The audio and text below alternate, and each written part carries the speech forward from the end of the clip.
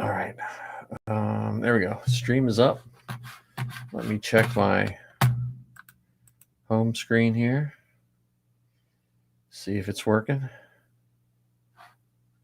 If I don't get any feedback. Oh, I can hear that. I think my wire is bad. All right. It is up. Okay, that's working. Let me check YouTube. And then we'll know if it's all working. Because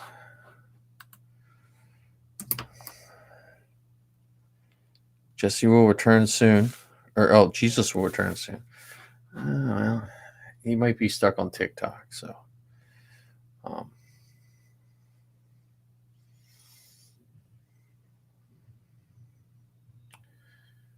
Let's see. Just see if YouTube is working. And there it is.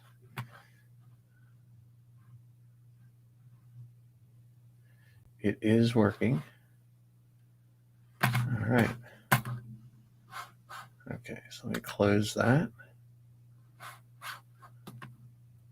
We have 2 people watching, so we have more people watching than on. Is my sound okay? My headphones have a buzz in them, so, and my mic is, I don't know. My mic seems to be okay, but I have a buzz. Let me see if my levels. I can't see my levels. Hang on. Is my mic working? Oh, there we go. I only got one channel on my mic. That I don't like.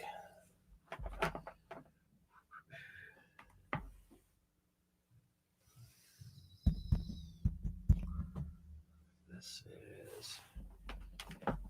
mic. Why is that mic not on?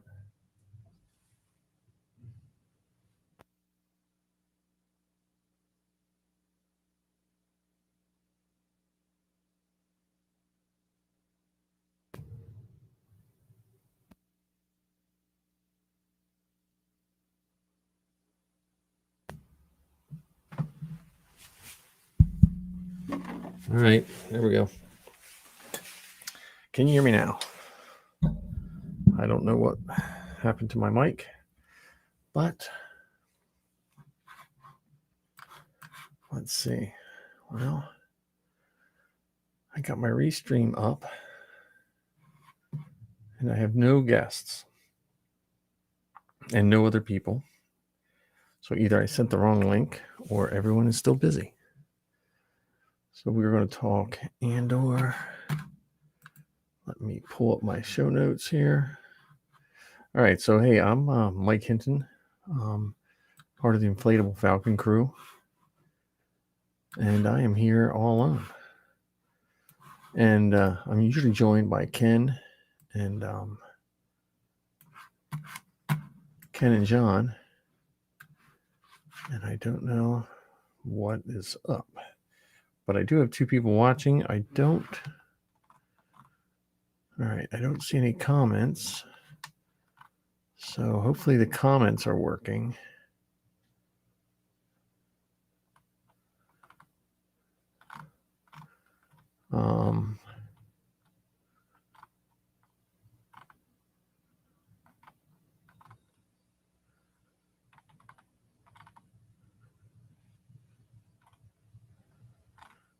So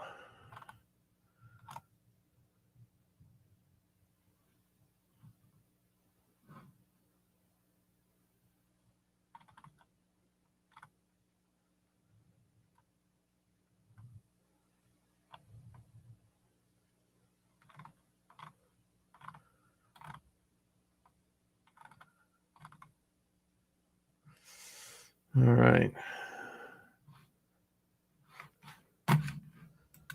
Make sure my guys are still around. Okay, let's see.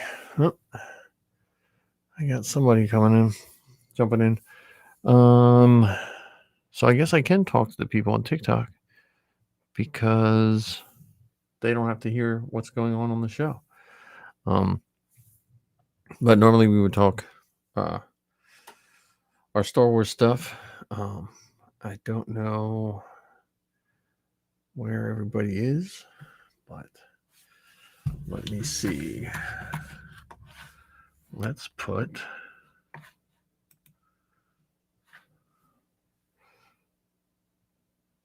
oh good. So Zoe,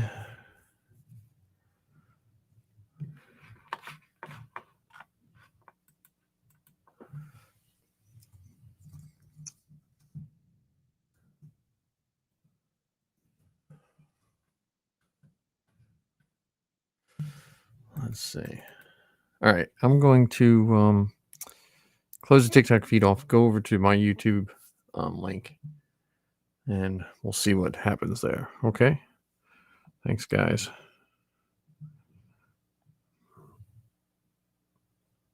Come on. And there we go.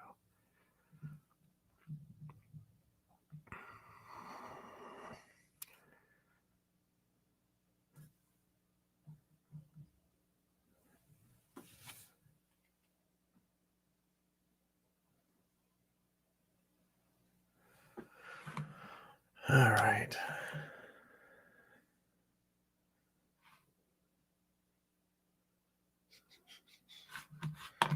All right. Hey, Ark. I'm waiting for some people are supposed to hop on, and then I don't know. They're standing up like I stood them up here.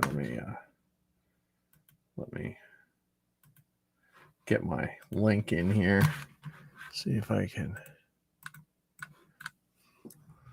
Too many windows open for this late at night. Oh, I heard something. Okay. Oh, link is not working. How about now?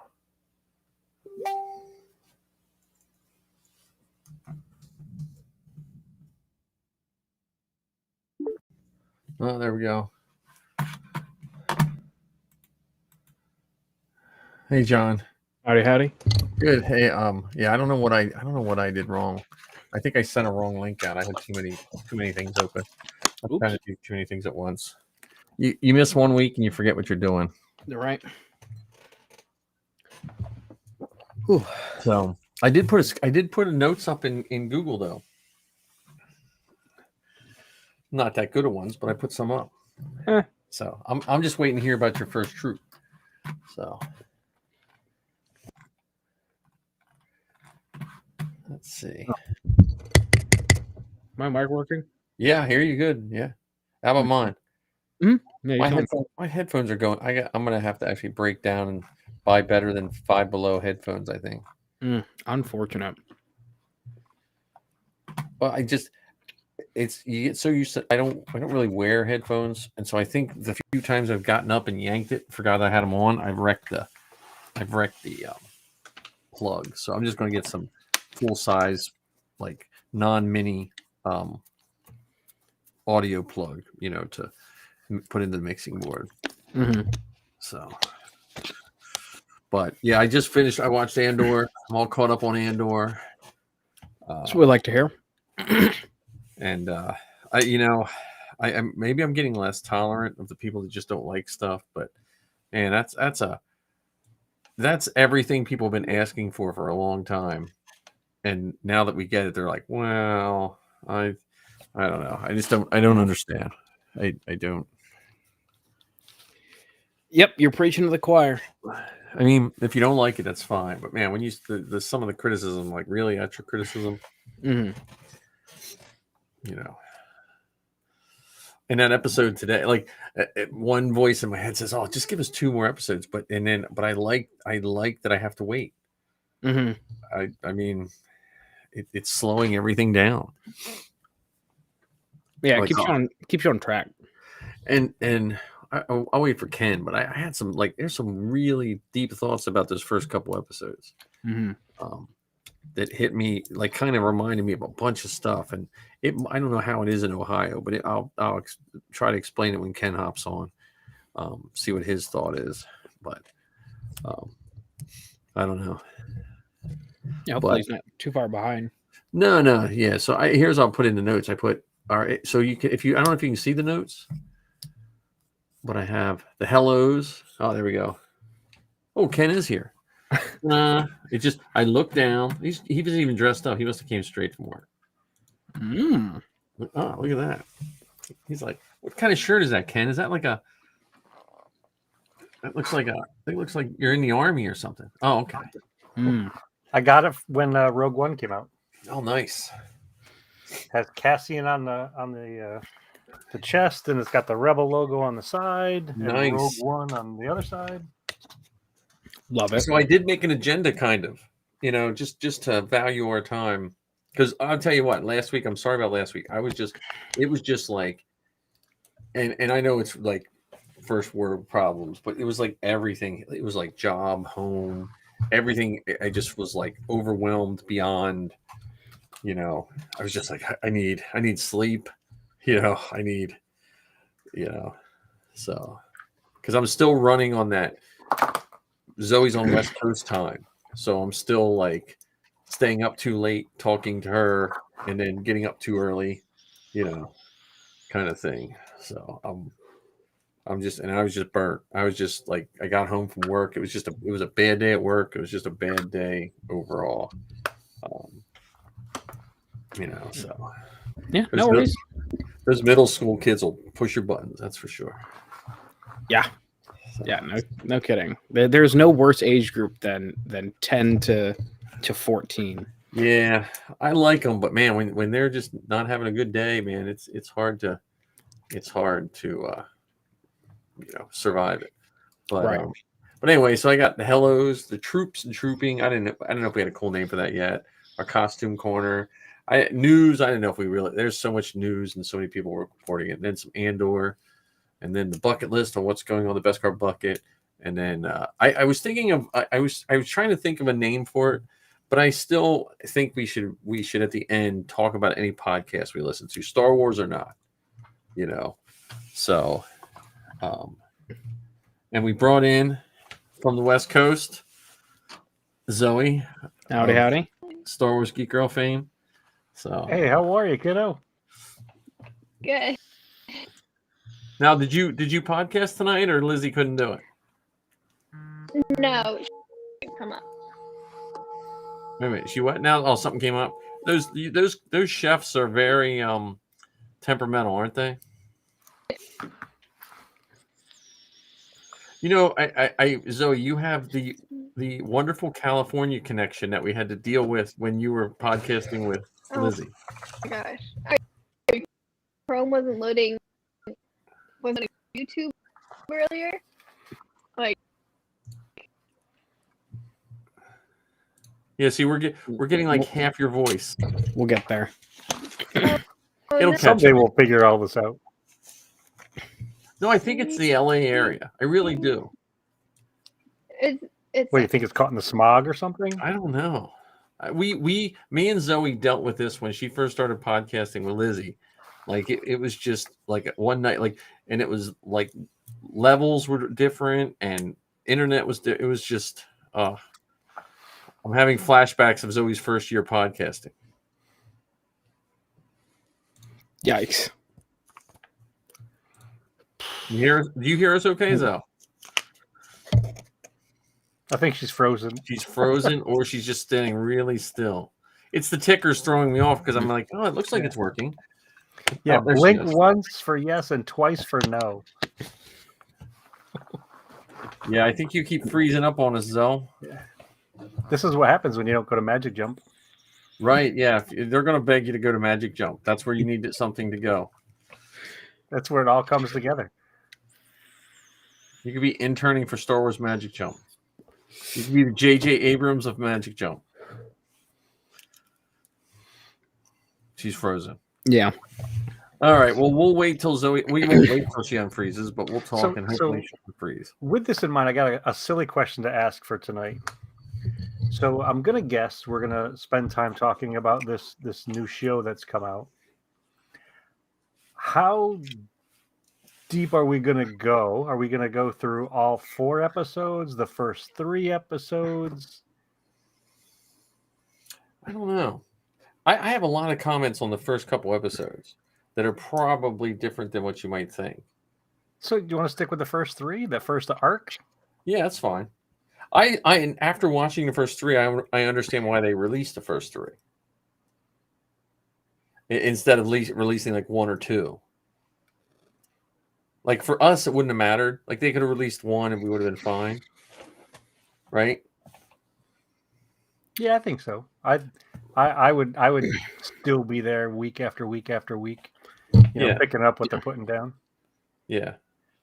Yeah, I think Ken, I think we talked about it last week. I think yes, while we would have been fine with just one, I think the story makes more sense with all three. Right. I think it gives you a much clearer picture for the first, for where the story is and where it's going to go if you get all three at once. Yeah. See, one of the things I really like about what Disney has done,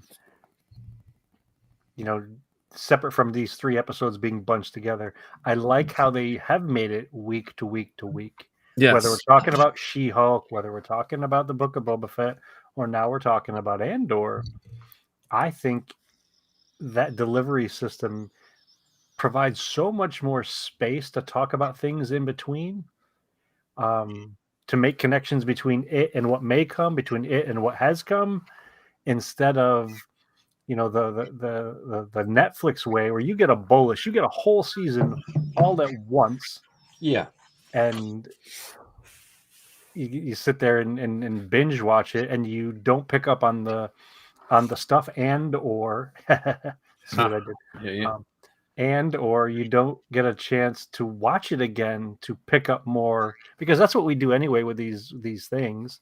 I mean, even when this stuff comes out on theaters, and I know I've joked with you guys before, but when Disney bought them and they started doing the sequel trilogies and Solo and Rogue One, even on opening night, I bought 2 sets of tickets. Yeah. Once for a show with the family, and then the immediate showing right afterwards, so I could watch it by myself and just pay attention to some of those things. So, I'm gonna consume it, devour it, absorb it in different ways than a whole Netflix season all at one time.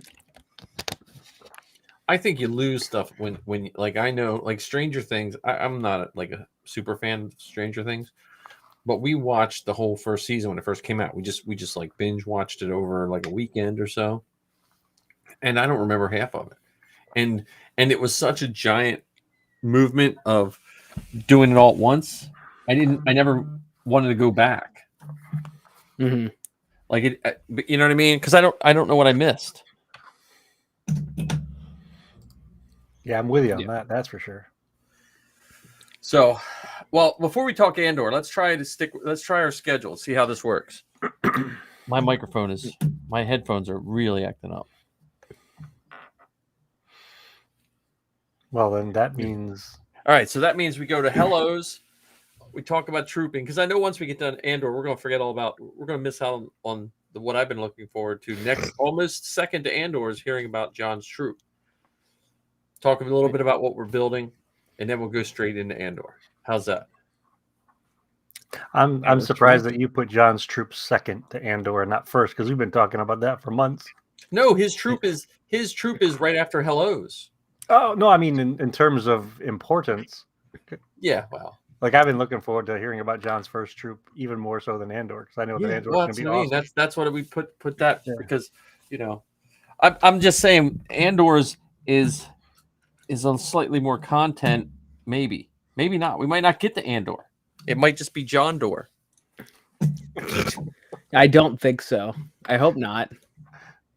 Hodor. Hang on. Hodor. There we go. Now I can hear in one ear. I don't know what's wrong with this thing. All right, John. I have not trooped. I have not trooped, so I have no trooping news.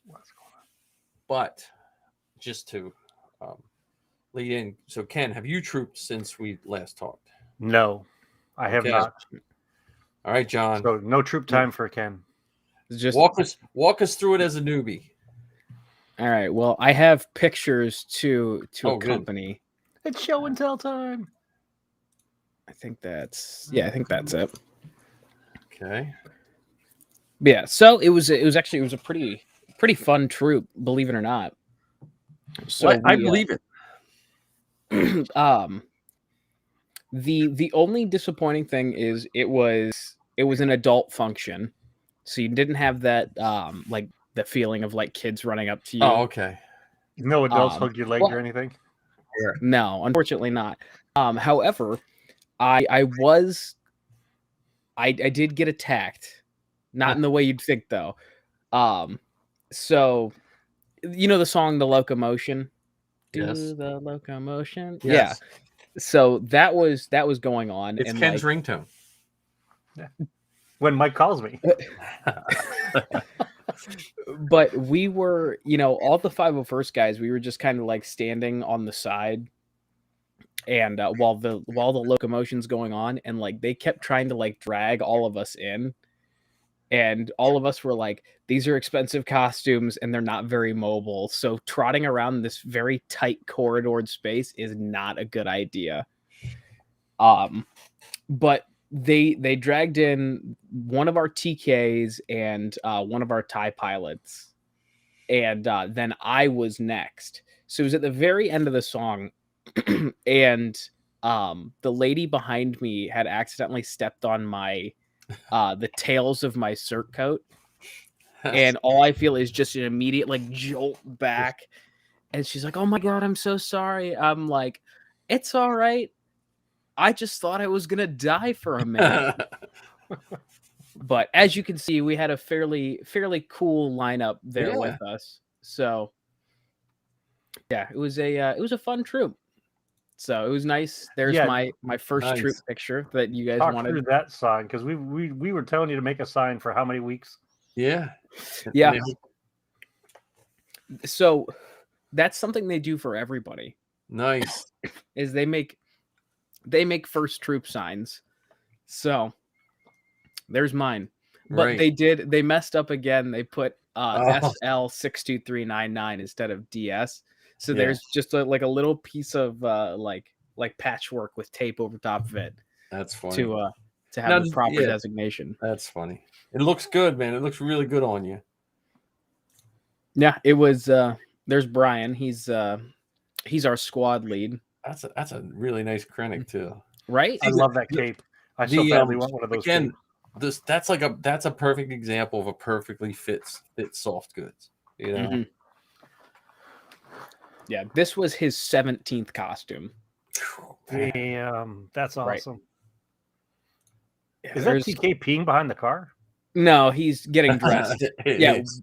they didn't give us a changing room, so we all had to get dressed in the parking lot. Yeah. You know what though? I know some of the troopers get a little like prima donna-ish and stuff, and understandable. You know, we have a lot of money invested in our costumes, and you're kind of handicapped when you're in your costume. But man, there's nothing better than just dressing where you have to dress and having a good time. Yeah, the only ones. So they technically, yes, they did give us a changing room, but it was connected to the women's bathroom. Oh, that was for the public. Yeah. So it was one of those things where it's like, hey, we probably shouldn't use this unless like it's absolutely necessary. So we had one TIE pilot there who she changed in the women's room, Right. and then they blocked off the connection so Vader could get changed. Yeah. So he was able to get changed inside, but the rest of us, like I came in like my bottom half already because I just came straight from work. Nice. You wore those pants to work? You wore leather pants to work? I didn't wear the leather pants to work, but I did wear them as I was leaving work. Okay. Oh, that's a story in and of itself. Yeah, right. Right. Where are you going, fancy pants? Yeah, here's our Krennic again. Nice. I should wear that rank badge around work. Yeah. Because my formal title is administrative director. I'm trying to. I hope there's pictures of the inside so you guys can see. Like, oh, there's our after picture. Nice. You can't tell in this picture, but my entire hair, it looked like I had just gotten out of the shower. Oh, I know those days. I mean, I never had cool hair, but I do know those days of when you feel like you just got out of a shower. Yeah, so that might be the best. Oh, there's the locomotion. Look at that. Oh, there you go. Yeah. Oh, that's funny. But yeah, And what was the event? What was the event? it was a casino fundraiser for special needs kids. That's wonderful. So, yeah, it was an open bar too. So that created some interesting dynamics there. Yeah. But yeah, Nothing like drunk people trying to grope you when you're in a costume. all right. And there's me and Grandpa. We did get a little photo strip, a little family photo shoot. Yeah. Yeah, that's one of my favorite pictures I have now. That's a good picture. Yeah, that's your new banner page on your Facebook, isn't it? Mm-hmm. Is that Revenge of the Sith Vader? Yes. Okay. Yeah, I think. Yeah, that's it Look for at that. the pictures. So That's so cool. that was troop time for me. That's awesome. That's awesome. That's fantastic. So now, when you got, how pumped were you? Like, so you did the after troop eats and all that, or did you just hang out for a few? We hung out for like a half hour, but I had to work in the morning. A couple other people had to work, and then there was a troop at like 7:45 the next morning. So There's Zoe. You seem like you're working now. Well, there we go. And no, she's not. And she's gone. Yeah, well, that's the weekday troops and stuff like that. Because I know when I first started trooping, it was there was less of us, and there was less, like, it was a. I mean, it's still great when people see us, but it was like people were like, blown away, and we would troop for 2 hours, and we'd sit and eat for like 5. Like you get done. We got done. I think it was the first troop that I did with the girls. It was like a noon to 2 troop, and I think we got to the restaurant around 3, and I think we left at 7, just sitting at the restaurant, just hanging out with, because it was different, because it was from people from all over. So my first troop, man, I didn't know it was we did a Make-A-Wish for a kid, and I didn't know anybody, and it was like so hush hush, like we snuck in, no one knew we were there.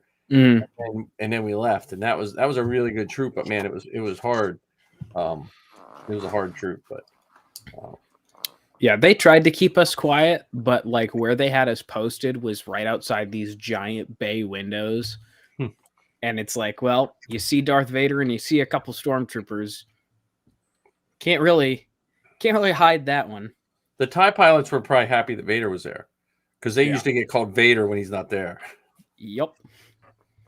Yeah, we've got a couple really good Vaders in our garrison that I've noticed.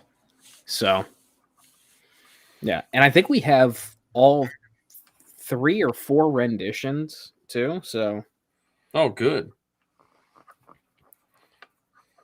But yeah,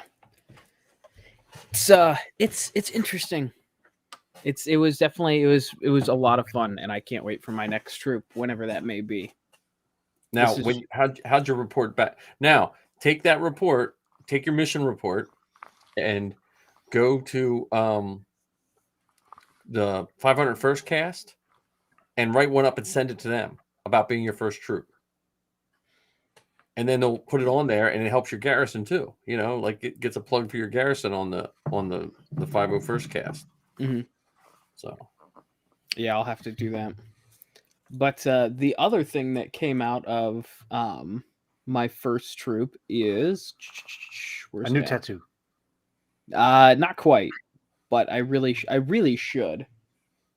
Where is it? It's somewhere buried in my email here. I got my coins, patches. Oh, nice. Where it's in my email somewhere here, I think. Did you pick the design already? Yeah. Oh yeah. Yeah. The guy had it done the same day. It was crazy.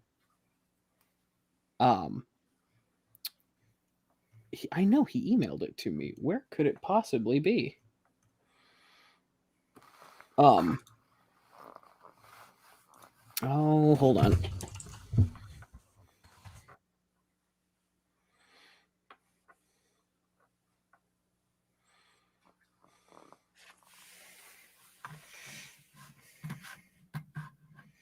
Yeah, and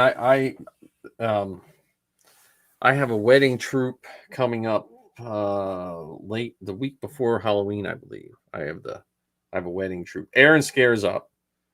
I know Marty's going and Dan are going to Aaron Scare. I That's the cannot day go we're to- driving to Florida, so we Yeah, can't that's go. what you're saying.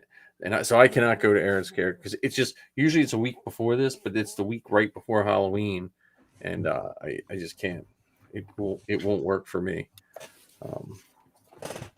Yeah, my uncle's getting married that Ah. weekend, so I was No, also no, out. just dress up in Kylo when you go there. I still think Well, it's black tie, isn't it? your out of Yeah. costume should be what's his face? Oh, Matt. there's your you should be the guy from Undercover Boss, the radar technician, Matt. Yeah. That should just that's really nice. You need like a full back on a jacket patch, like the big, what, a 12-inch patch of that. Mm-hmm. Yeah, I honestly, God, I thought about it.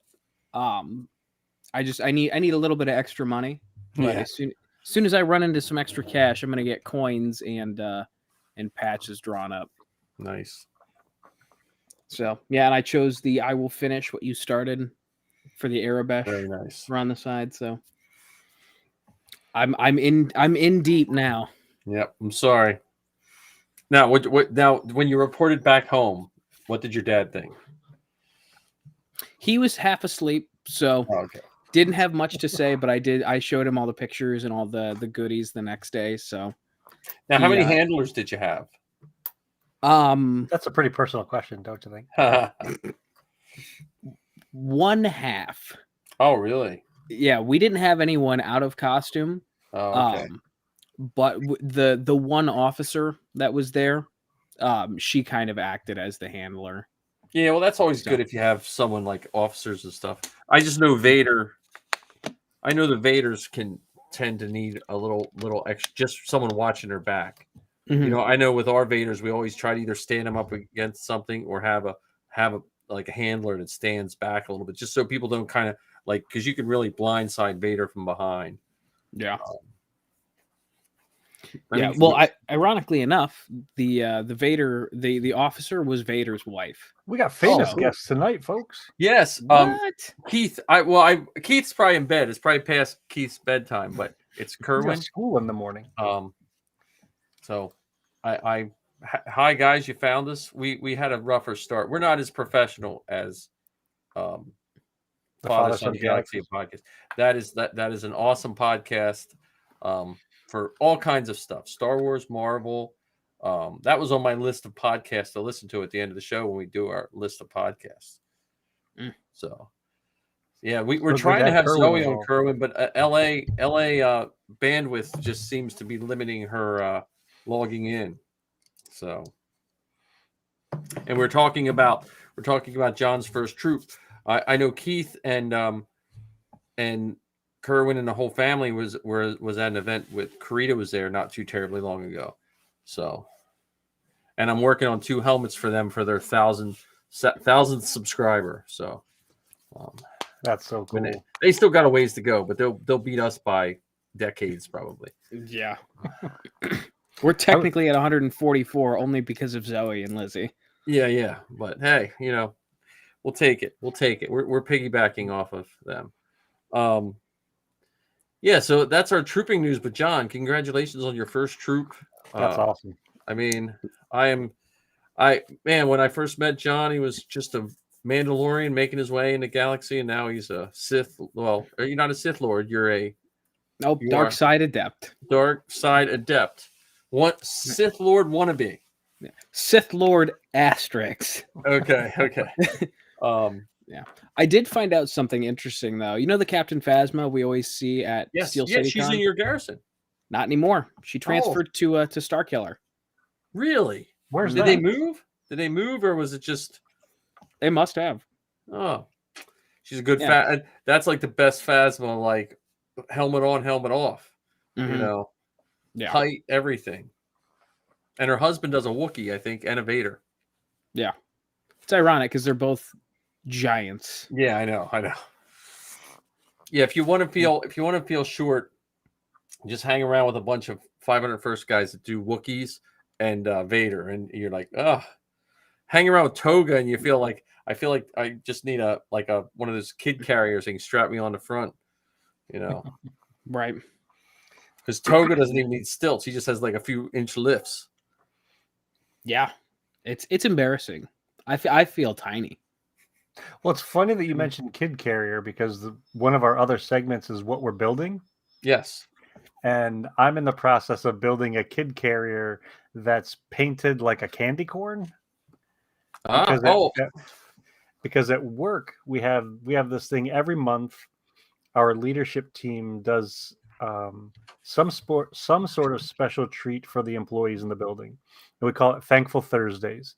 So one Thursday out of, like, for instance, a couple weeks ago, we had the Mr. Softy ice cream truck come in and give out free ice cream to the staff. And for the month of October, we're going to have a cupcake truck come. Nice. And I'm working up to talk to the leadership team to let us dress in costume to give out cupcakes because it'll be close to Halloween. And I'm building a carrier for Grogu that I can wear with Kennex, and it'll be painted orange, yellow, and white to look like a candy corn. And I'll hold on one second. Yeah. Speaking of Halloween, whenever Ken is back and finished, I need your guys' assistance with trying to get a Halloween costume decided upon. Oh, there you go. Oh my god, I love him. So we bought some baby clothes for our Grogu, and so he'll be on my chest in the candy corn child carrier. Well, I realize we have 5 of those Grogus floating around our house. I don't know how, but we have 5 of those things floating around our house. I have 3. Yeah, so We have 3. I'm like, I was upstairs. I said, wait a minute, did someone take it out of here? Because I'm like, because we have one like sitting. I don't know if you can see him. My mic's in the way. A little bit, yeah. Yeah, There we you are. can see him. And I'm like, nope, I guess he's another one. And then there's one upstairs, so that's funny. Well, you shouldn't put them too close together because they'll make more of them when you're not in the room. Oh, and don't get them wet after midnight. Is that what you're telling me? Yeah, don't feed them. That's funny. No, that's cool. So here, well, we'll keep doing what we're building. So I'm still working on my Vader. I have a couple projects in the works. I'm working on that archway, which is testing my building skills. Sanity. And, yeah, I think I can sand it now. I've probably used 10 times more spackling than I need to, but I think I was going to sand it yesterday and I just didn't feel like dealing with the dust. But I also made Zoe a new set of leg flares. So I don't know if you guys saw the pictures I posted up because I made them out of like milk jugs and I don't know. I made her a whole new set of Sabine leg flares that have, because Sabine, the Mandalorian CRL says you have to have 18 leg flares per leg, and hers only had 8. Does she have enough legs for 18 leg flares? Well, they had to be 1.75? I forget what it was. Inches from center to center or something. Like it was, I was like doing some crazy math. Like I was like, okay, there's 16 inches around because I had her measure the old ones, and then I had to cut strips out of the stuff you put in your windshield washer fluid, windshield washer fluid gallon bar, because I think they're about 18 inches around. So I cut 2 plastic strips, coated that with fake leather, and then put the so they hold up, because then they don't have to be super tight around your legs. Like a lot of people will do elastic ones, but if you make those too tight, then if you're in costume for too long, your bottom of your feet get numb. You know what I mean, or something like that. So her last ones were made out of I made them out of the same method. So, and then they look nice, and they hold up. And then I put a Chicago screw. I embed a Chicago screw where you can't see it. So when she puts the leg armor on it, Chicago screws in the front, and then it Velcros in the back, and they're good to go. Nice. So, but she has an event, like a high profile event out there, and she wanted to make sure she was up to snuff. So, got to make sure you hit those CRLs. Yeah, well, I mean, the head of the Mando Mercs give her a really nice letter when she joined. So, and they let her in. They let a few things slide just because of her commitment to the fandom. So she got Her a nice clout. letter from you. So, but yeah, that's what I'm building. So, and then, what's your Halloween costume question? So for work, the entire weekend leading up to Halloween, being Thursday to Monday, we are allowed to dress up at work, and like that's leadership all the way down. Yeah. And I was like, first off, that's weird because this is a publicly traded company that they're just okay with this, but Hey. all right. But everyone's like, oh, why don't you come as Kylo Ren? And I'm like, that's too expensive a costume for me to come and get butter stained. And Yeah, yeah. I think I have to agree with you on that one. yeah, Kylo's staying at home for that one. They're like, well, you've got the Mandalorian. And I'm like, yeah, but this building is so hot that it would, like, I've walked around conventions with it on, but first off, again don't want to get that because I worked a lot on that costume that I don't want to get butter or oil or anything on it. And B, I'm not as mobile as I have to be. Yeah. Even being a supervisor, like I still have to be able to maneuver around. I think Matt, the radar technician, that's what the universe is pointing towards. Yeah, I'm That's a deep thinking cut too. Yeah, Matt I might have to order a blonde wig and some Jeffrey Dahmer glasses and an orange vest. And is it a Belgian? I think it's a Belgian ammo tack vest. The exact one. Hang on, let me see if I can find it.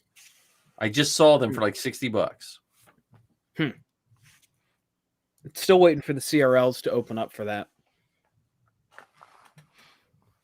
But the other ideas that I was kicking around that would be fairly simple, I've talked about it on here forever. I really want to do a good Cobb Vanth. Oh yeah. But I don't think I'd be able to get it done in time for the end of October. Welcome back? Question mark. We're talking Halloween costumes, Zoe. I don't hear you, but you seem to be moving. She broke it. All right, so Cobb Vanth, yeah. Well, Cobb Vanth, you could probably. I mean, you could probably print just some armor and weather it up pretty quick. I think it's going to be just as hot though as Din would be. Right. The only reason I would say probably not is because I know my flight suit for Din is all canvas. So, and there she goes again. She's trying. So that's the only thing stopping me from Din is because it's all canvas, and I could get away with like cargo pants and then just like a dress shirt for the undershirt. Yeah, you could probably go like. I don't know how it is with you, but we have a couple thrift stores here that divide their clothes by color, which I know is weird. But you just go to and find the shirts that are that color. And if you go to one of those thrift stores, you could probably find a shirt that comes pretty close. Why don't you go as a mod and just ride your moped to work that day? There you go. Yeah, let me go find my moped real quick. Hi, Zoe. Say something. Yeah, maybe. You look like it's working. We just can't hear you, but you're not talking. So. Yeah, I don't think she said something. Okay. Try reading her mind. Use your I'm Jedi reading power. her mind. It's I don't know. It's like, why are these people putting me through this? Kerwin says hi. Yes, Kerwin is on, Zoe. Here, I gotta turn. I don't have the graphics. Oh, yeah, I do. Yes, we need. I think Keith and Kerwin done a great job, and it's a whole family affair. But the marketing they do is wonderful. I sat in on one of their panels. It's almost like a class on how to do a live panel, especially for you would never know that they're new podcasters. And Kevin says hi to Zoe. And We didn't even get hellos. Jeez. Wow. I know, right? They're just like, those guys are on again. Well, Kerwin said hi. Well, yes, he did. He did. Yeah, but Well, he they didn't might say see- hi by name. He Yeah, said it was hi just to everyone. We got junked into everyone, but Zoe got special attention. Jeez. He My wasn't even rank. here I said Belgian for that. It's Rhodesian vest. Oh, It's a Rhodesian tack vest. If you're looking for the orange vest, and they were like $200 when that skit first came out, and now they're down.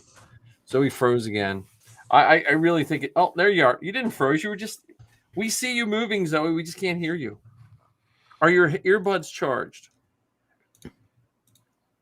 No, we. You're going to have to.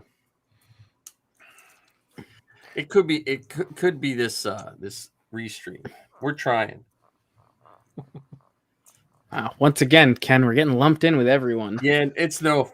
I'm not offended. I'm not offended. Well, then again, it's not like we start the show and reintroduce ourselves either.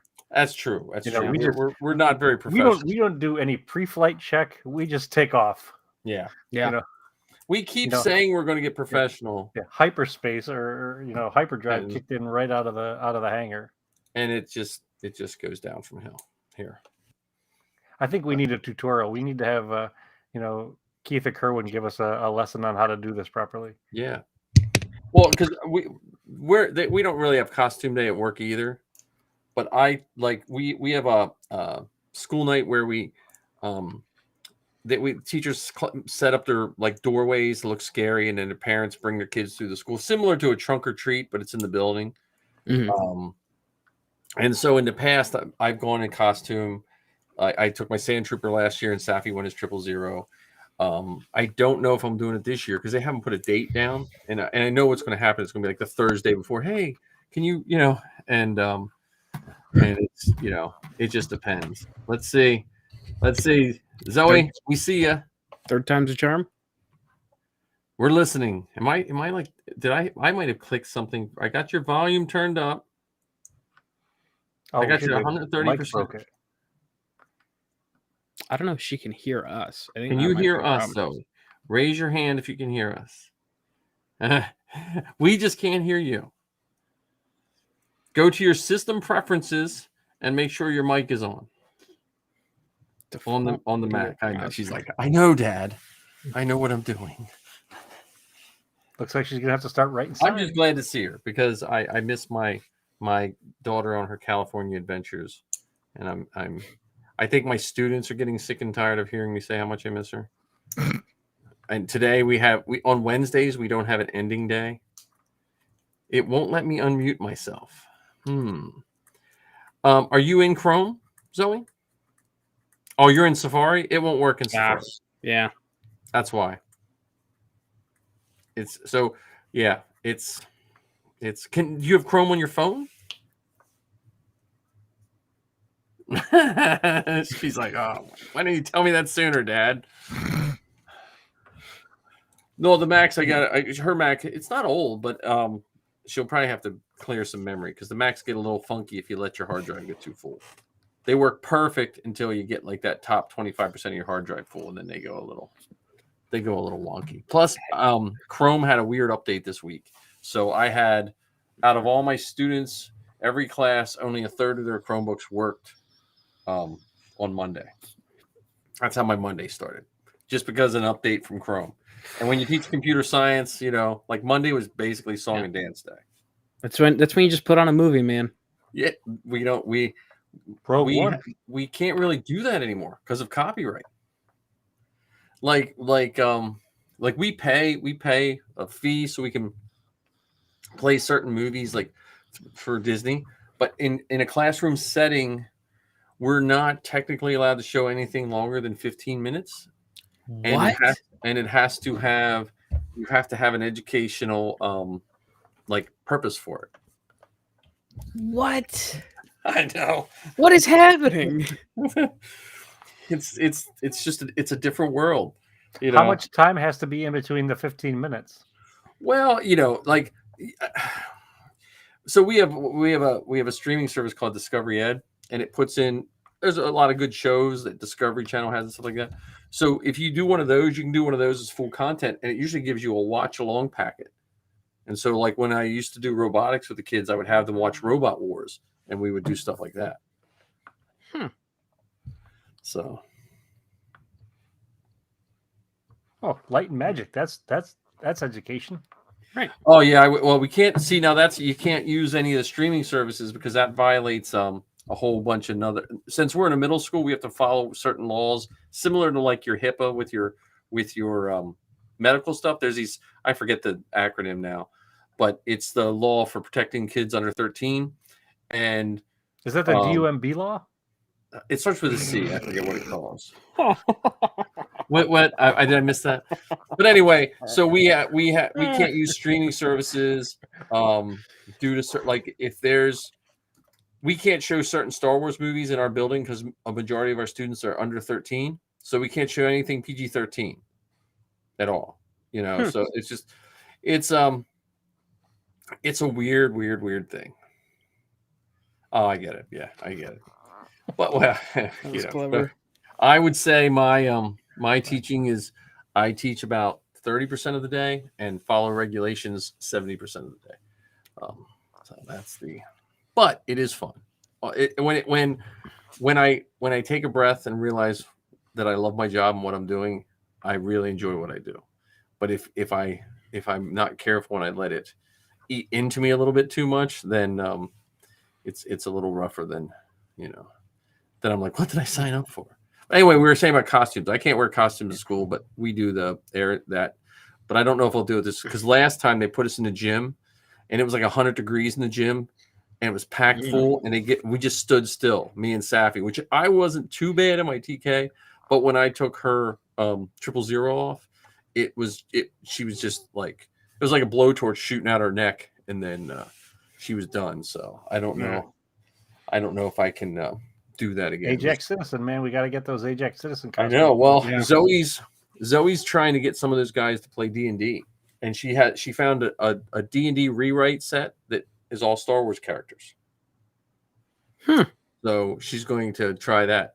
Well, this kid, when she wrote her first game she DM'd, it was 55 pages long with weather tables and all this kind of stuff for her first DMing thing.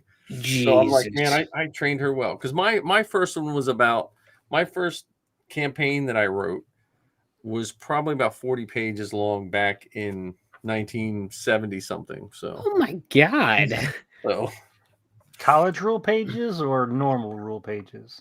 actually it was typed on a 1939 Royal typewriter. I typed all my monster sheets and everything, and I used what's that paper you put between them to make multiple copies? Carbon paper. I put carbon paper so my cousins who were playing with you, I made copies of like the rolling charts and everything. Like because that's you just showed your age in like three sentences. No, I mean my D&D character that I still have, I created in 1979. What's his name? Thorin Mudbutt. Of course. Sick. Because I was a big Lord of the Rings cousin?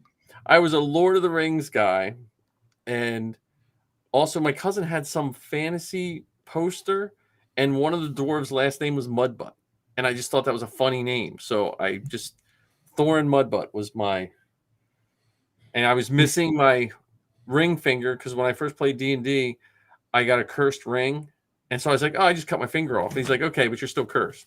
So my dude was missing a finger for the rest of his life. And I had an old battle axe, and my grandmother heard us playing because we used to play on the phone. We would sit in the kitchens of our own houses. This is pre-call waiting, anything. We would just sit on the phone for like 7 hours straight over the summer playing. And my grandmother kept hearing me talk about this old battle axe, and she thought I was talking about her. Oh my god. So,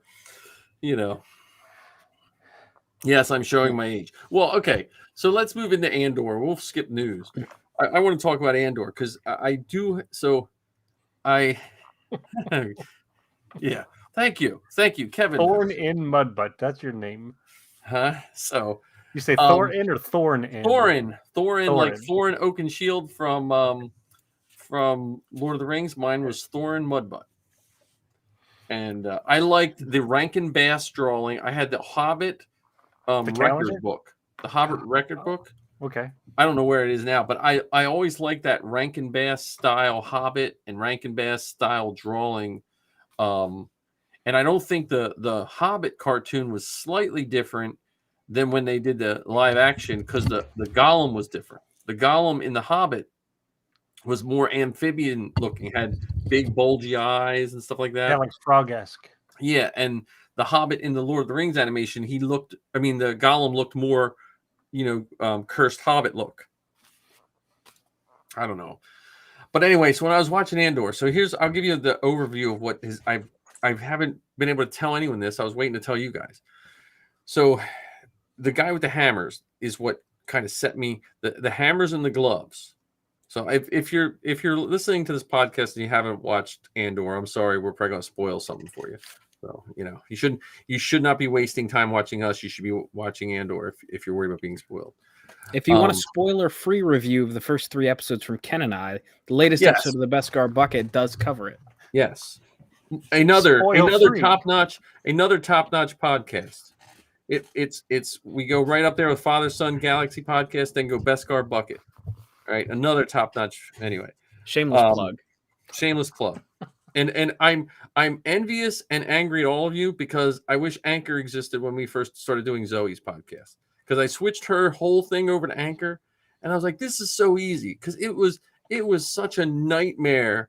It'll be 7 years this in October 2015 when they started her podcast, and it was a nightmare. Like every step of the way was it was either work or tons of money or both. And I've been paying like I don't know how much to SoundCloud for all these years, and I can't believe how easy it was. I was like, and that was by far the funniest Anchor commercial I've ever listened to. Yes. I should put those commercials in anyway. So here's my thoughts, and then I'll let you guys talk because I've been holding this in. So, let it rip. A little backstory. I grew up near Coatesville, Pennsylvania, right outside of Philly. And I'm happy at the time I grew up because I grew up like pre-internet. So I hope everyone that grows up, the time they grew up, it was a transition in time, and they can see how things. I just hope everyone experiences that in one way, shape, or form. But Lucan Steel was a steel mill in Coatesville, Pennsylvania, and it basically I was at the tail end of it when I grew up. I'm the first generation in my house that didn't work at the steel mill. Everyone else did. My uncles, aunts. Everybody somehow worked. Missy's father worked in the steel mill, same steel mill. And Coatesville was everything was related to that. Like if you owned a deli, your busy days were payday for the steel mill, and you built it around that. There was cottage industries. Like there was a guy who used to sit in the parking lot of Lucan's with 2 armed guards, and he would cash your paycheck for you, so you didn't have to go to the bank. And his fee was he would keep the change. So if you got, in 37 cents, he kept the 37 cents.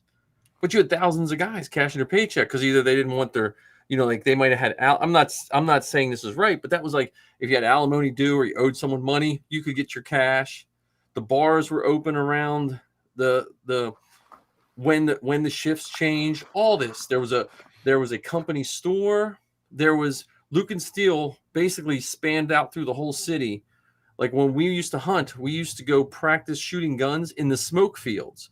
It was these big, looked like a quarry, but it's where they would take the smoke from the smokestacks, compress it into whatever, and dump it there. Like I was probably shooting gun in like the most toxic environment ever, but that's where the steel mill would let you go shoot your guns down there. They had their own fire department. They had their own police department. They had their own railroad. All through this. And so when I saw that and the guy was ringing those hammers, and it was like that whole city was built on this industrial complex. And when I saw that, it reminded me of all the good and bad about that. So like the Empire, basically like Lucan Steel did a lot of good, but it set your whole life to be dependent on this company. Yeah, it's like indentured servitude, really. Yes. Yes, and when the And what guy kid said, "Well, doesn't want to know about indentured servitude? Like right, that's a kid show waiting to be made. yeah," Oh wait, it is made. Sorry. and that's what it showed, that part of the empire where, because people used to joke around when they'd watch Star Wars, they're like, "Well, look, the people on Tatooine don't look oppressed. They just, they're like living their lives," but it shows that level of complexity. Not only then you brush on all the racist and racism that they were trying to show in Andor, and it just seems like they seem to get a lot of that stuff right. They world built that thing so quickly, like to show you what was going on. I felt, I don't know. So that was it. Just hit me. It was like reminiscent. The set. I mean, I know that a lot of them probably aren't sets. I think they're like they did. Oh them no, out, that you know. Ferrix? That's a 7-block city. Yeah. They built 7 blocks of Ferrix. The actress who played Bix was on an interview that I listened to recently, and she was saying that you could go into a restaurant or you could go into one of the homes and open a cabinet or open a drawer, and the stuff was in there that you'd expect to find in there. So silverware or Yeah. cups or whatever. They build 7 city blocks of Ferrix. And I just thought that, and I thought the flashbacks to me were cool. Like the pre-Empire flashback, like when it was the that ship was not the Empire. What was the pre? It was the Separatist. That Separatist ship that Andor's people. Well, that was Republic times then. Mhm. Pre-Empire would be the Republic. Right, but I mean that was a separate. They had Separatist markings, I believe, on them. Yeah, Yeah. you know what I mean. So it was kind of, it was just showing that these people were being exploited before the Empire even got there. Because all the like the indigenous people, it looked like they were all kids. There was no adults left. So something happened to all their adults, but a lot of their clothes looked like scavenged work clothes. And that was just. And then if you looked at the industrial people working on that planet where Andor was, they were wearing kind of the same clothing. Like it's just this intertwined, and then it made me think back to Canto Bight.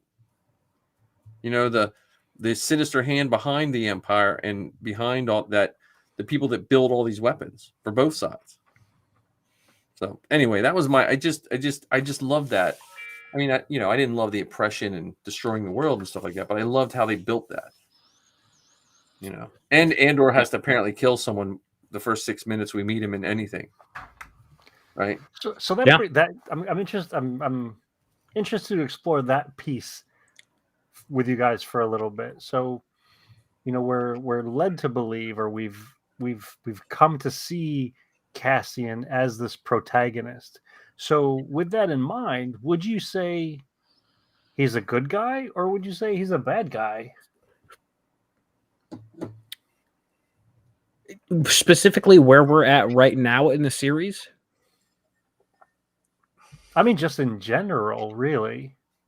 In general, I mean, I would say that he's a hero. But right now, where we're at, I would say he's more of an anti-hero than a villain. Simply because he does the right things in the wrong way. Does that make sense? Right. Well, and I think Lizzie and Zoe were talking on their podcast, and Lizzie said something, and I think Zoe and her kind of worked it out eventually. They were talking about the guy with the blue eyes, the cop guy, the guy who he just wanted to find out what really happened to the two guys. Mm-hmm. Right. Okay. And so, Lizzie was saying, and Zoe, they kind of got it. They eventually came up with, he was doing things for the right reason, but he was built into a system that was wrong. You mean Cyril? The guy who worked for the corporate security? Yeah. So he wanted to find out who killed those two guys.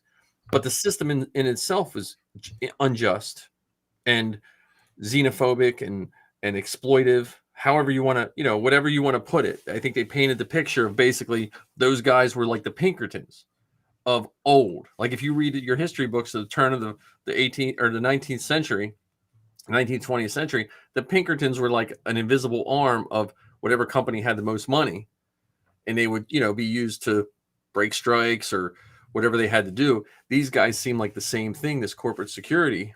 It doesn't mean that guy was bad, but the system he was in, there's nothing he could do was good.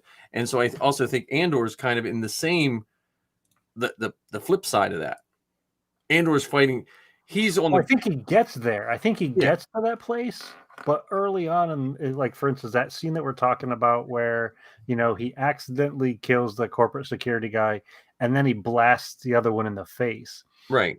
In that moment, I wouldn't say he's at that level of hero or committed to the cause. Right. I think he was in a tough spot and made a very rash decision. Right. I mean, because if we boil it down, he killed two people, one accidental, one deliberate. Right. Mm-hmm. But I was wondering when that happened at first, and I was wondering, is that one of those things where that was basically his only way to get out of it? No, that other security guard was giving him an option. I understand that, but I'm saying, like, I think the world they painted him in, would he have been believed? Yeah, we don't know, but either way, we have to acknowledge that he did have choices. Yeah. In fact, that other guy was even invested in the lie that would have had to have been displayed for that plan to work. And lies is such a huge theme in all 4 of the episodes that have come out so much, even to the point, and this was probably one of my favorite part of all 4 episodes, when Cassian asked his droid to lie, and his droid said, I have to have enough energy to lie. And then when Cassian asked him to do, he said, wait a minute, that's 2 lies. So even droids know what lies are, what untruths are. And from a droid's perspective, it takes more energy to lie than it does to tell the truth. Yeah. Because that corporate security officer, part of his story was real. You didn't mean to kill him. I mean, Cassian didn't intentionally, kill that first guy. It was reflex. It was, it was protection of self, and that guy died. And then the second one, he just shot point blank in the face with a blaster. Well, it looked like the corporate people, they don't like messes. Like, chances are, if he wouldn't have killed that guy, the corporate people probably would have killed them both and just said it was an accident. Mm-hmm. I mean, because it seemed like they were like, okay, what can we do, which is the easiest way to sweep this under the rug? Because you see what happened. The Empire is taking over their stuff. Well, and that's what the middle guy wanted to make sure didn't happen. That's what got Cyril into the mix. Yep. Because even he came up with another lie. Yeah. He came up with that wonderful fabrication of, they were in the wrong place at the wrong time, and that sort of stuff, which to a certain degree wasn't necessarily really wrong. It's just they didn't investigate it to really find out what happened. So it's very interesting how you see so many people, so many characters, even all the way up to the ones that we would say up until this point are pretty noble, caught in lies, deliberately lying. It's quite remarkable the level and layers of fakeness, phoniness for survival or self-preservation or even for advancement.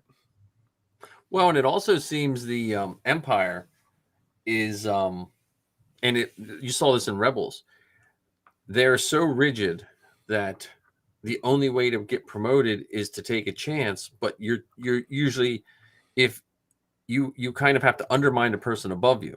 Like when Thrawn had them all somewhat surrounded, the other guys try, well, look, I'm gonna just jump in here real quick, and then they mess everything up.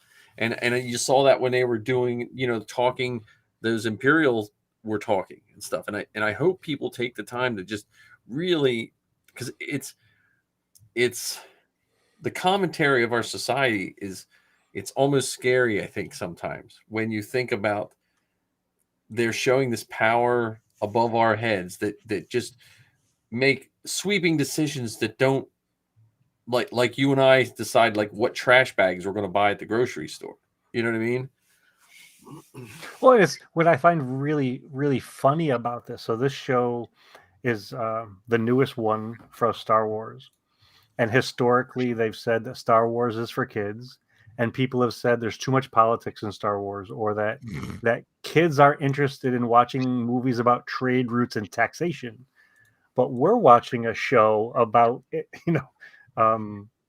indentured servitude. We're watching a show about politics to the nth degree. Yep. And we as adults are eating it up, and well, many of us, some of us are truly loving all the stuff that's showing up on that screen. Mm-hmm. Yeah. Well, you know what's neat about it is, and it's probably more of a commentary on our society. If you look at the post World War II movies, right? Every military guy was a GI Joe, clean cut, killed the bad guys, saved the day. You know what I mean? Like that type. And then you had, I don't know what the first one, but I'm thinking of like movies like Kelly's Heroes, or you know what I mean? When we started getting into the Vietnam era, the World War II movies started changing to a Vietnam-esque movie. Does that make sense? Oh yeah. And we started to get a slightly more gritty, and then it slowly goes. And now there's that. We understand that not all good guys are always good, and not all bad guys are always bad, and it puts a deeper level. Yeah, But the grayness in the morality. Yeah. Well, and it shows. Like I always think of Star Wars. When I watched Rogue One the first time, one of the things I took away from it was, if you watch Rogue One, literally a week later, or in whatever I don't know the exact timeline, Luke and Han get medals. And those people that got the plans are forgotten. And I know that the movies happen because of the way they were filmed in real life, but that's a good commentary on real life. Like if when you know people who have been at war or whatever, it's those people that have made the pathways. And I'm not taking away the people that save the day and get medals. I'm not taking anything away from them either. But there is something about war that you get a lot of heroes get lost in the shuffle. Well, even the other members of Red Squadron and Gold Squadron and stuff like that. So Han and Luke weren't even the only pilots that were involved in that attack on the Death Star. I mean, shoot, Right. Chewbacca didn't even get a medal, and he was right beside Han. Right. I mean, he got it in the comic book. Yeah. And then later on ended up getting one, and he got hit by a planet too. Yeah, when he was like 200 something years old or something like that. Yeah, well, he's not as spry as he was at 175. You hit those 200s and it all starts. It's hard to dodge a planet at that point. Yeah, I don't know. I just really like the show. I like the flashbacks. I like that. Let's talk about the flashbacks for a second. What are your thoughts on the way they're using flashbacks, which is different than they did in Book of Boba Fett, different than they did in The Mandalorian, and different than they've done in any other thing? Because prior to some of those shows, they were typically just flash forwards. They very rarely flash back. But now it seems with all these live action Disney Plus series shows, there's flashback used quite a lot. They did remind me slightly of the Book of Boba Fett flashbacks, in the sense that when I was paying attention, I realized the flashback was going to tell me the question I had that I didn't realize I had. You know what I mean? Like it seemed like it was segmented enough, because when they were looking for that whatever race he is, I was like, well, what's that a big deal? And then you show that. So like that's probably going to be a story, like they just wiped all those people wiped out, or you know what I mean? Like, is that a thing? I like it. Even from the way that they show up on screen. So for instance, Book of Boba Fett, for a comparison, when Boba was in Bacta, we knew that was going to be flashback time. Right. Mm-hmm. When we see the flashbacks in Andor, even when we saw the flashbacks in Obi-Wan, there wasn't that anchor to the flashback. Sometimes they were just dropped in there without any warning or without any announcement that, hey, everybody, this is a flashback. You have to be paying attention to notice that, wait a minute, you know, the droid is pristine, and just a minute ago he was all beat up. Yeah. Now those guys are poisoned. That remind me of that poisoning in the Clone Wars. Remember that gas that they, you know, I don't know if that was or not. There's like so many storylines that I'm still waiting to see what they're about. Just like today's episode, like just the talk with, at the end over the dinner table, like who's sitting where. I was like, that's like an awesome dynamic. You know, 'cause at first I didn't realize who that guy was. I was like, was that her servant? You know what I mean? When he first started talking, it didn't really register, you know. So I'm happy. I mean, I know there's some people that don't like it. You know, which is fine. Like whatever Star Wars you want, but I don't know. I'm really enjoying it. I don't see how this is the one that you wouldn't like. Like out of everything, Yeah. you know, this is everything that some of these people have been asking for, and it's really hit the nail on the head in my opinion, and it's been really enjoyable thus far. I wish everyone would fill out a spreadsheet of what they like and dislike, so they can actually see that they're contradicting themselves sometime. You know? Oh yeah, but see what that would require. And I know I'm overgeneralizing here. I apologize. Let me hop up on my soapbox for a moment. That would require them to take ownership and accountability for it. I guess it's so much easier to point my finger and say how crappy something is, because I can blame the actress or actor, I can blame the writer, I can blame the director, I can blame the prop guys and girls. But if I made that Excel spreadsheet, then I would have to acknowledge my opinions. I would have to acknowledge my choices. I would have to acknowledge my responsibility in that. And I don't think, you know, the folks who are slinging crap around about any of these shows would be willing to do that. Yeah, I don't know. I just go back to the 90s when I just thought I was never going to get more Star Wars. When I thought, okay, we got our re-releases and that's pretty much it, you know. When you thought that the only fights with Star Wars was who shot first, you know.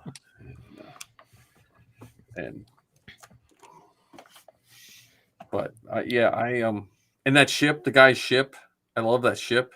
It reminds me of like a Billy Mitchell bomber. I forget what the real name of him is. You know, Liberator, World War II Liberator. Have you ever seen one of those? You know, I've probably seen it in passing, but I wouldn't be able to. It has a T-wing. It looks like a smaller version of a B-17. It's the one Doolittle's raid. You ever hear of Doolittle's raid? Mm-hmm. It's the one they used on Doolittle's raid because they said they couldn't, but they wound up taking off of an aircraft carrier or something like that. But it reminds me of one of those. I don't know why, but when it's sitting there. And that guy's story, man, give me a toupee machine like that. I wouldn't wear a hat during the podcast at all. I just need a toupee droid, you know? Right. See, says John with the beautiful 20-something hair. Right? Hold on. Wait a minute. We'll get you he's like, yes, I'll just give me a Kojak machine. And I guess that's showing my age too, right? So tonight is showing Mike's age and American and world history. Yeah. While we're talking about Andor.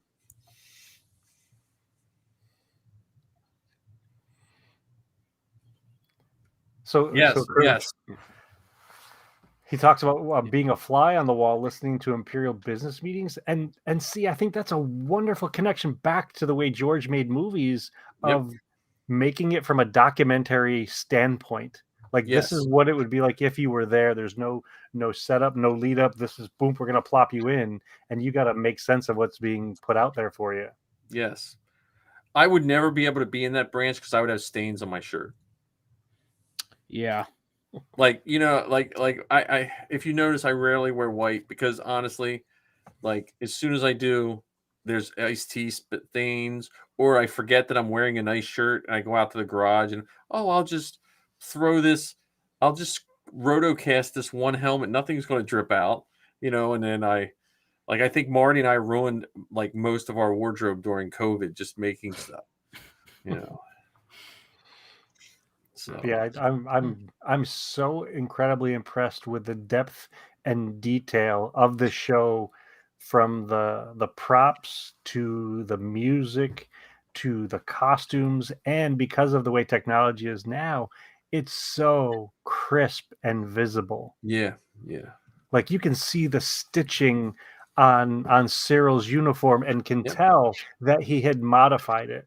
I wonder what that I see, because nothing in Star Wars is ever a throwaway line that we've learned since 1977, and they said that. So I wonder how that's going to play. That has to be something more than he just made his uniform different. Well, I think it shows his aspirational goals of going beyond where, because in that role he's not part of the Empire. Right. He's corporate security. He wants to make it to the big leagues.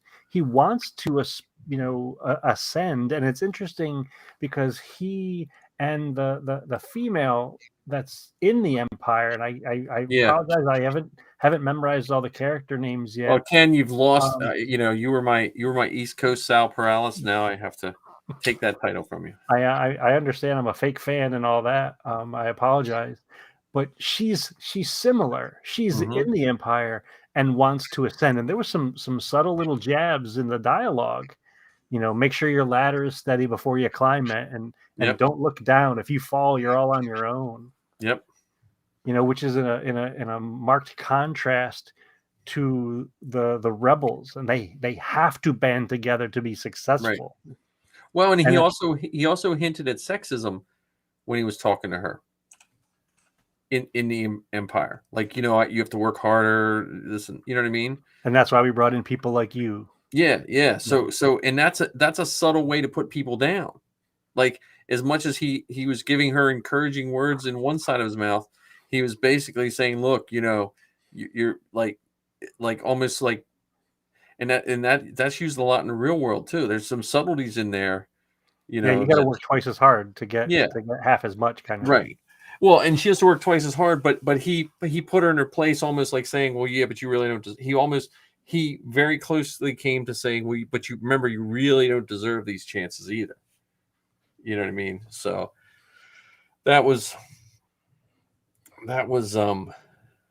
really, really well done. Did you guys see the Mandalorian armor in it? Oh, in the antique shop? Did you see the Star Killer armor? Of course. I missed that, so I went back when I saw someone post that up. So I'm a fake fan. Oh, come on. But I was making dinner while I was watching part of it. So. Did you see the pieces of the Temple of Lothal in that art studio? No. Now I got to rewatch it again. Come on. Yeah, remember the hands? Meatloaf. Do you remember the hands that Ezra aligned? Oh yeah, in that one painting with the father, the daughter, and the son. Yeah. There's portions of the wall in Luthen's art gallery. He's a unique person, man. I like what they're doing with all that. I mean, it's my only complaint, just make us longer. Give us like 2-hour shows. It flies by. Today's was 50 minutes, and I thought it was 6 seconds. Yeah, I was like, what? Because that's what I was like. Was this a half-hour show? The phrase that comes through my head every episode so far is the one from Rogue One, Saw Gerrera's lies, deceptions. Like I just can't wait again, oh my and goodness. again and again, because everywhere you turn, you see people working so hard to lie. Yeah, it's incredible. Well, and I think that's what that Skarsgård, whatever his name is in the show, I don't know it yet either. I think that's what he saw in Cassian. Like he had all the skill set instead of just going out and killing random people that didn't really do him any good. Let's do some good. Because I'm curious about this heist. Because this heist, it's Star Wars. Those planets aren't going to align. And whatever they go to take is either there's not going to be payroll there, or there's going to be something even better than payroll there. You know. Well, there might, like you said, there might be the bonus thing. There might be. I mean, Yeah. because did you notice the little nods to Scarif? They were talking about a surplus of construction supplies are going to Scarif. Hey, thank you, Kerwin. Oh, thanks, Kerwin. I appreciate that. Good night, Kerwin. Good night. And you should have Ken on your show. He's like a walking encyclopedia. Yeah, no he kidding. He might rival Keith on that one. But yeah, I don't know if I could keep up with the trivia, but I can definitely share lots of random facts. But yeah, if anyone can, I mean, we have 3 people, but hopefully people rewatch this. Father Son Galaxy podcast is an awesome podcast. So, but thank you. Thanks for popping in. It was great to see you, Kerwin. Yeah, I like the uniform of the guy that came in on the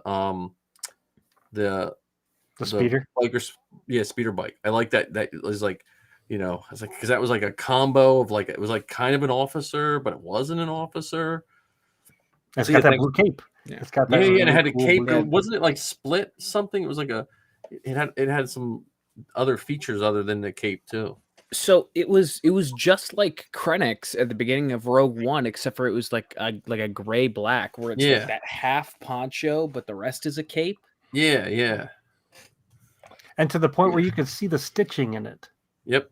Like the video, the cinematography is so clear, you can see the stitching on these clothes. Yeah. And you can see the zipper on Luthen's jacket. And you see that third episode. You can see the AK-47 that doesn't have Greeblies on it. People were having a fit. Honestly, man, if imagine if we were sitting in 1992 and someone said they're going to make a bunch of Star Wars shows and someone's going to complain about an AK-47, even though we have the the German machine guns that they literally glued like 2 or 3 little pieces of something on it. So I don't know. I think I really wish sometimes I just market all of our Star Wars stuff to Star Trek fans, and I think we would get more love. So, yeah, but, gotta love it. And I hope they keep, as much as I love Vader, and I hope they keep a lot of the higher ups out of it to a certain point. I think what they may be in the distance. Yeah. So they'll be like they were like a message from them or something. Yeah, I mean the Emperor was mentioned in the fourth episode, so he was mentioned. So I think they may do that sort of stuff. Like Vader's headed to such and such, or Vader's looking for so and so. But I don't need to see Vader in this. I would like to see the Emperor in the Senate chamber. I think that would be pretty cool. But I wonder how a meeting with the senator goes. I mean, with the Emperor. Like, you think about like those, because like, would you like try not to stare at like his force burnout teeth, or his like how what like if you're in a committee meeting, talking about sanitation on something, and he just stops in the meeting to see how things are going.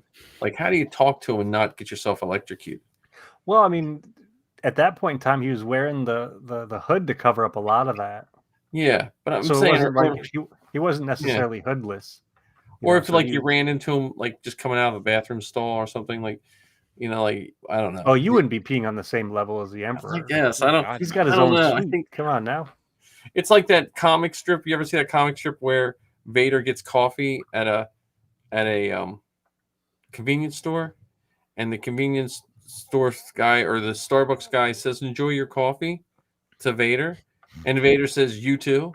And then it shows Vader in the back of his head going, "You too, you too." And then it shows him on a Death Star, "You too." And then he points it at Alderaan, and that's why he blew up Alderaan, because he was embarrassed that he said that to the coffee guy. I picture like kind of. Do you ever see the episode of Robot Chicken where the Emperor's on the escalator and all the stormtroopers are coming down? My lord. Oh Stormtrooper. And then he just starts making up stuff to every other stormtrooper that comes down. Not appropriate for this episode to replay it, but I still think My Weekend at Sheeves would be a good cartoon too, like Weekend at Bernie's. But it's when he falls down the pit you know, in Jedi, two crew members grab him and take him on a shuttle, and they pretend that he's still alive for like a week instead of Weekend at Bernie's. Oy vey. Yeah, before we stray too far from Robot Chicken, Ken, you got to remember the best quick Emperor scene was when Jarl Poof is running the cafeteria. I don't have the Yes. chicken bisque, but not with that ladle, clumsy. See, Wait. there was a point in time. Like when I was a kid, I got so offended at Mad Magazine for making fun of Star Wars, like it would make me angry. Like because it was so like, you would not want Detours to be released then? no. Now I would, but when Star Wars first came out and they would do that, you know, because I was like 9, I felt like it was almost like sacrilege. Like, it just really bothered me. And Robot Chicken, if it would have came out when I was younger, I would have probably not watched it. It would have hurt my heart, you know. Would have ruined Star Wars for you. Yeah, it would have ruined my childhood. I think my favorite Robot Chicken was the one with Boba Fett. That was the best day of my life. Better than the day we were born? Not even close. I can't even tell you how I've watched those things probably nearly as many times as I've watched the movies because they're just. I haven't seen them that much because we around here. What was that on? That was on Cartoon Network. Adult Swim. Adult Swim. Yeah. Around here, it was like a nightmare to get Cartoon Network for years. Like because you had to buy like some weird plan on your cable company, and then sometimes they offered it, and sometimes with they didn't. 49 other channels that you weren't going to watch anyway. Yeah. Oh, you don't want the sports package, the hockey package, you know? No, the Canadian curling package. I think that's the one that you needed to get. Yeah. Well, we had family members like that were from Italy, so they'd buy the special soccer package that broadcast straight from Italy or something like that. I'm like, no, I don't need that one. Well, that's back to Andor. When you see all those gloves and hats and all that, it just reminded, like I said, it reminded me of the steel mill, and it reminded. So, when I was growing up, Coatesville was divided by your ethnicity. Like if you were Italian, you lived in this section. If you were Hungarian, you lived in this section. And what brought all those people together was the job. You know, they might not have associated in any other way, but you went to the mill, and if you would sit there, because I remember sometimes there was a fishing store, a tackle shop, and you could see the one smelt parking lot, and it would just be shifts, you know. And I have a picture of my great uncle, and they had blocks of wood stacked near the one furnace, and you would strap them to your feet, and when you cleaned the furnace so your shoes wouldn't catch on fire. You know, it was just like that was your safety equipment sitting outside the. I mean, that was before my time, you know. But I have pictures of pre-OSHA, huh? Pre-OSHA, pre-OSHA, you know. And well, my great grandfather, my grandfather was raised by his uncle. They were all steel workers from Italy. He killed a police officer during a strike, not on purpose, but you know, whatever. And he died in prison. But it was like the you know, and it just was, that was part of things that just happened, you know, and it was all based on your job. And that this Andor shows like this military industrial complex of the empire.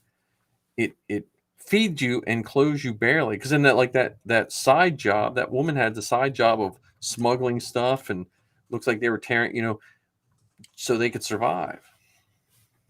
And the visual distinction between the classes is remarkable. I mean, so on Ferrex, we're talking muddy streets, clothes that are cobbled together from whatever you got, and you wear your work clothes all day. Yeah, absolutely. And you debated whether or not you turned the heat on. Yeah. You know, contrasted with the streets of Coruscant, you know, with fancy cars and, you know, historical relics that you're buying as gifts. Yeah. Well, and he wore that necklace and give it to Andor that was worth like 50,000 credits or whatever, you know. Yeah. Mm-hmm. And so even the good guys, you have that contrast, you know. It's really neat. And then who knows, like I said, the scavengers, like I I have a feeling that it's going to. We have 4 episodes in, so we're 1/3 done the show. Right. And that's hard to think about too. I mean, so if it was a trilogy, we've watched A New Hope. We just have the Empire and Return of the Jedi left. Mm-hmm. Yeah, we just don't have to wait 3 years between the That's trilogy. true. Yeah, we just gotta wait 9 more weeks? Yeah. And the other huge difference is if you want to, I mean, we could play it right now while we're talking. It could be on in the background instead of having to line up for another movie ticket. I mean, we got it, Yeah. coming to our phones. Yeah. Right. Well, I do miss that. So I'm glad Zoe got to go to that premiere. And I don't know if we've talked since you went to that premiere. I don't think so. Just John and I did, and we talked about how jealous we were. Well, yeah. Yeah. I've told her that. I said I'm happy and jealous for you at the same time. And I will say, to go back to costuming and the plus side to the groups. I know sometimes it's easy to go down a rabbit hole of negativity with things that happen in the groups. But I cannot state even just how great those people were to Zoe. Because they had someone back out. They just knew Zoe from an armor party. And they're like, hey, you know what I mean? Like someone had to take the effort to get her a ticket, because they had to write it in, get a ticket, all that stuff. It was just so great. And the people she saw, like she saw some TikTok people that were there. She saw John Rodriguez, who from the Dad Batch. That just was John went and actually sent me a picture. He said, hey, I saw your daughter, and he sent me a selfie of him and Zoe. And they were just so nice. And Zoe was like, Lucasfilm, I guess the Mandalorians, they give them more tickets so they can have more people there. Like, I guess you had your choice of less tickets, but you can stand right there, on the red carpet, or you can have more tickets and have more people. And the Mandos, had more people there. So they made a conscious choice of, look, we would rather have more of our brothers and sisters here than just a few of us standing right along the edge, which says a lot for that group too. Now, I mean, and then she went and she got to hang out with the Paralysis and went and saw it. So it's a neat, but I wish they would have done that for around the country. I wish they would have said, hey, look, not a premiere, but I would have loved to see the first 3 episodes in a theater. Like I can just imagine. And I mean, how cool would it have been if they did something similar to that? I mean, so maybe you have these two stars, or maybe one of the writers who shows up at it and turn it into something. It might not, might not be at every theater, but maybe some of the bigger ones. So something in Philadelphia or Baltimore. None in Ohio. No, I'm just kidding. Not in Ohio. No, I personally think that's the way it's going to have to go eventually, because of the streaming services. Like we still like seeing this. I still, as much as I love everything, I am so happy we got to see the Book of Boba Fett in a movie theater with people that love Star Wars. Like, we rented a theater. It didn't cost us anything, really. It cost us like $5 a person. And it was just, it was different. It was just so neat. And I think people are more positive towards something like that because you get to experience it as a group. Well, I don't know. It didn't necessarily change how the sequel trilogy was received. Well, that's true. But I'm saying if you do, that's true. But if you do like we did, where I just invited people I knew that would enjoy it, or at least not run their mouth if they didn't enjoy it. Well, think about that, because you get to curate the list. I mean, would you go through your list and say, "Oh, I know 4 real jerks that I would love to bring to this party. They would be fantastic." But I'm saying, like, because I know if there's another opportunity to do that, like when Zoe's home or something, I'm going to try to do it again, and I'm going to try to make it even a bigger event. Like we'll do something before, or get more costumes in there, because the movie theater people, they got a kick out of it, because we had Safi was a Fennec and the rest of us had our helmets and stuff, and they got a kick out, and it was just neat, because I do miss that part of seeing a movie with everyone that likes it. Oh, I agree, and I think it's more immersive in the theater, because you've got the ginormous screen, plus, as nice as my home system is, it's not a THX, Dolby surround sound so high with the volume that my seat rumbles whenever a TIE fighter rolls through. It's definitely a much more immersive experience. Well, also you have to focus. Like today, I watched it, but I was making dinner too. So so like a third of it, I was doing stuff. Where when you go to a theater, you have to sit and like you other than maybe reaching for popcorn and a drink, you have to watch it. And we forget that too because we've all become mildly distracted at all times. Oh goodness, yeah. And I mean, we can't watch it. We can't watch a movie with the youngest dude in the house without him being on his phone at the same time that the movie's on. Yeah. Hey, did you see that? Oh no, I love and hate at the same time that we can rewind. Because I like to rewind it if I don't, get something. But if I know I can rewind, I find myself not paying attention as well as I have to. Where the first time you went to any of the first time I went and saw Solo, I was like, I want to see everything the first time. I just want to, So Heather was not happy with me tonight because it was the first time she got to watch the 4th episode, and I paused it 6 times on her. Yeah. She's like, I'm trying to watch this thing because I was taking pictures of the different things in the background. It is beautifully shot. Yeah, it's such a gorgeous show. I'm so glad that we have this. Yeah. And one of the things that's cool about speaking about how gorgeous it is, each one of these new things, whether we're talking about Clone Wars or Rebels or Resistance or Book of Boba Fett or now Andor, yes, it's Star Wars, and there's that little bit that makes it different, that little bit that makes it special. Yep. Because I don't think this is the same kind of visually stunning that The Mandalorian was, and I love The Mandalorian. But there's something different about how crisp and clean and in close so much of it is filmed. Well, and you could walk in to someone watching Andor and not realize they're watching Star Wars. If you were watching The Mandalorian, you're pretty much, oh yeah, that's Star Wars, all the time.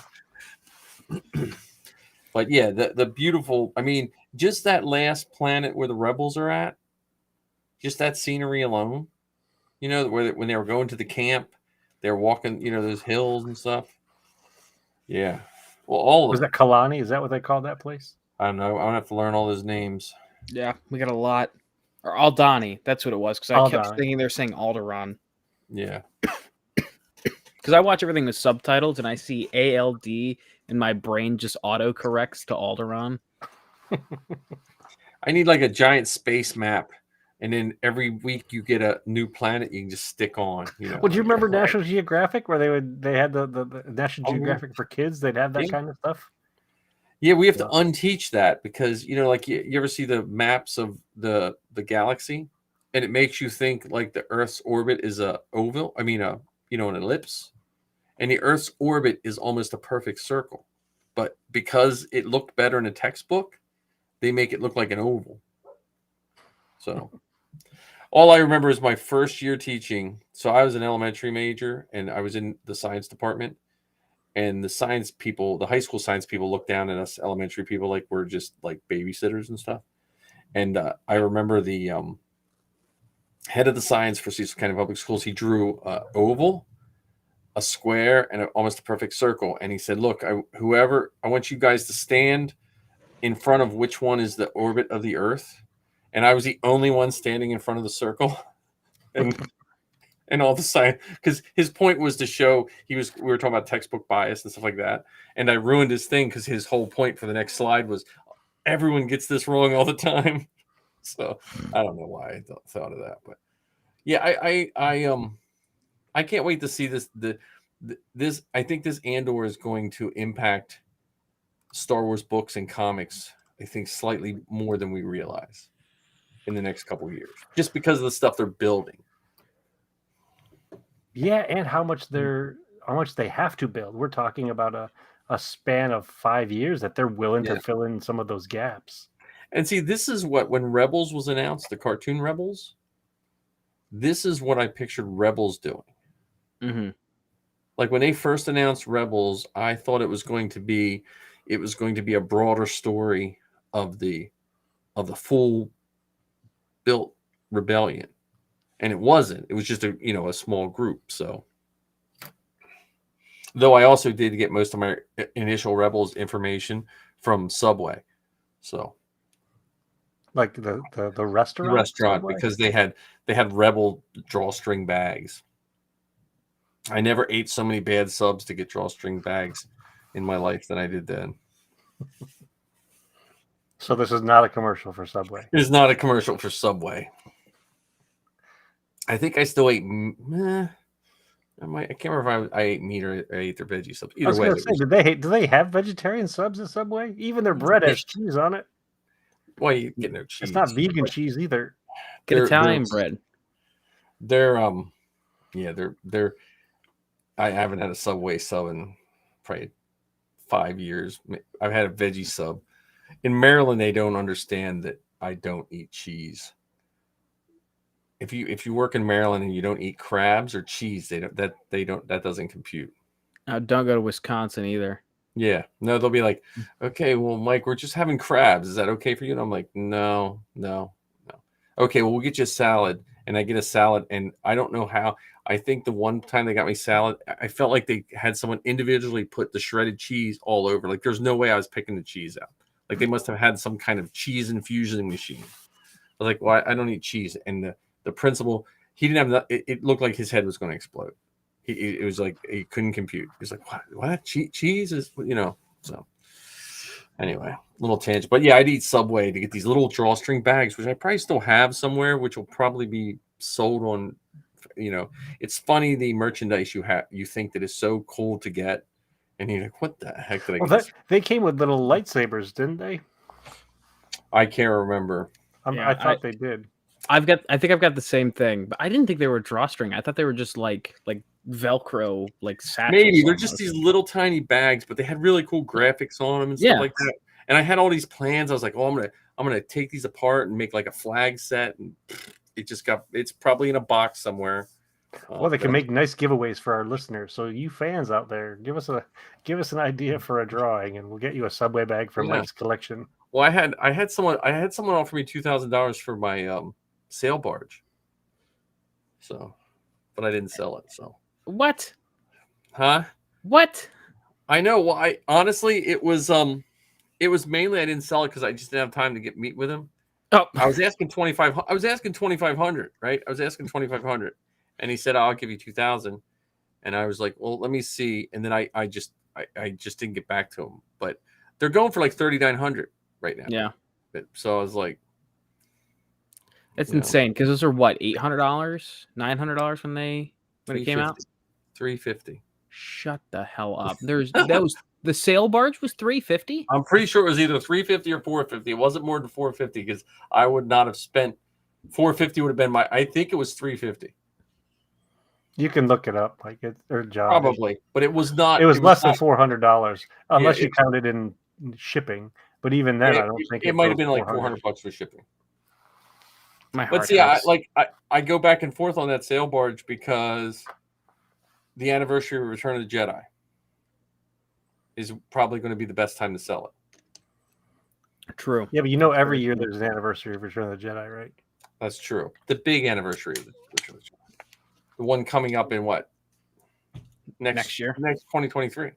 Yeah. May. Honestly, like if I just, it's one of those things that's next on my list of what I got to get rid of because it's taking up too much real estate. I might just taking up too much real estate.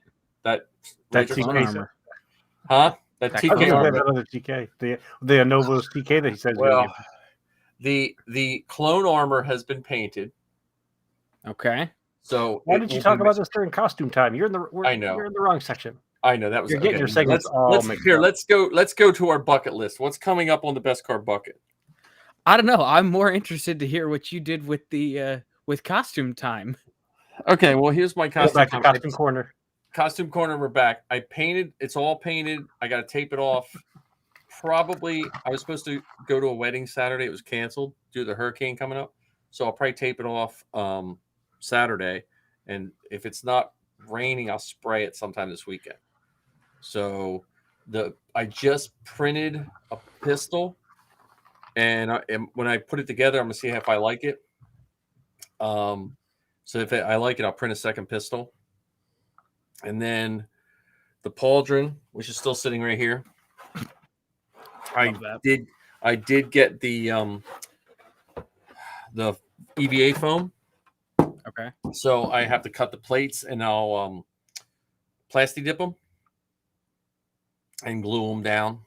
I think what I was reading. Make sure you heat them before you plasti dip them. Huh? Make sure you heat them before you Oh, plasti okay. dip them, because Okay. it'll set the cells. Oh, nice. Well, so what it says in the CRL, this piece is not supposed to be weathered, but Really? but the lines in between are not. So what I'm going to do is I'm going to blue tape off everything that's not having a plate glued to it, and then I'll glue it down, weather it, and then I'll pull the blue tape off. That doesn't make any sense. That would be the one place you'd think That's like the area dirt would be and weathered. Well, That's where it no, collects I all the think what it grime. is, if you had these plates on, right, this be a low spot. You would really not have much damage to that. Right, but you'd think like dirt and grime I and don't know. grease. Think So- about your keyboard Yeah, and all well, the grime that gets caught in the grooves there. I don't really care about the CRL because I'm debating on the Camera. Is that what it's called? Mhm. It's supposed to be Camera. leather or leather-like material, The right? trooper skirt. Yeah, the trooper skirt or heavy canvas. So I haven't decided because I like the canvas better, but because it moves better. That pleather or even the leather, it doesn't really give much. So I have some heavy, it's like black duck's cloth. I might make it out of the heavy black duck's cloth, like double it up because I got to put the orange seam down the middle or the rust seam. So I might just make it out of that and see how it looks. Does it have feathers? Huh? No, duck's cloth is it's like a heavy woven it's a heavy woven material. Oh, okay. So it's tight weave compared to like Cheesecloth. monk's cloth. Monk's cloth. It's the kind of the opposite of monk's cloth. I just gotta see how it looks. I have the black leather. I just don't think the black leather, that fake leather, is going to. It'll look good when you're standing at attention, but when you go to bend, and then I gotta make the holsters. I think I'm gonna make them out of cardboard and fiberglass them. Why don't you make them out of Sintra? Well, I'm going to fiberglass them. So I'm going to cover them with fiberglass because there can't be any seams on them anyway. Mhm. So I'd rather, since they're going to be on my legs and get banged around, because at first I was going to do Sintra and then seal up the edges with putty and all that kind of stuff. But they're going to be banged around on my legs. So it'd be easier just to make cardboard like I did with Zoe's old holsters. And then I'll cover the whole thing with fiberglass resin. And then I can sand it nice and smooth. And I mean, there's some good 3D files for the DC-17 holsters. Yeah, I saw those. I was just thinking like which would be the least work to get them done that I could like get them done from start to finish like on a Saturday. Hmm. And I think cardboard and fiberglass would probably be the way to go. Yeah. Because if I 3D print them, I got to get the print lines out and I got to put all that on there. And again, they're on my legs. So that it's not like if they were a piece that wasn't be banged around or something like that, but they hang right off your legs, Mhm. you know.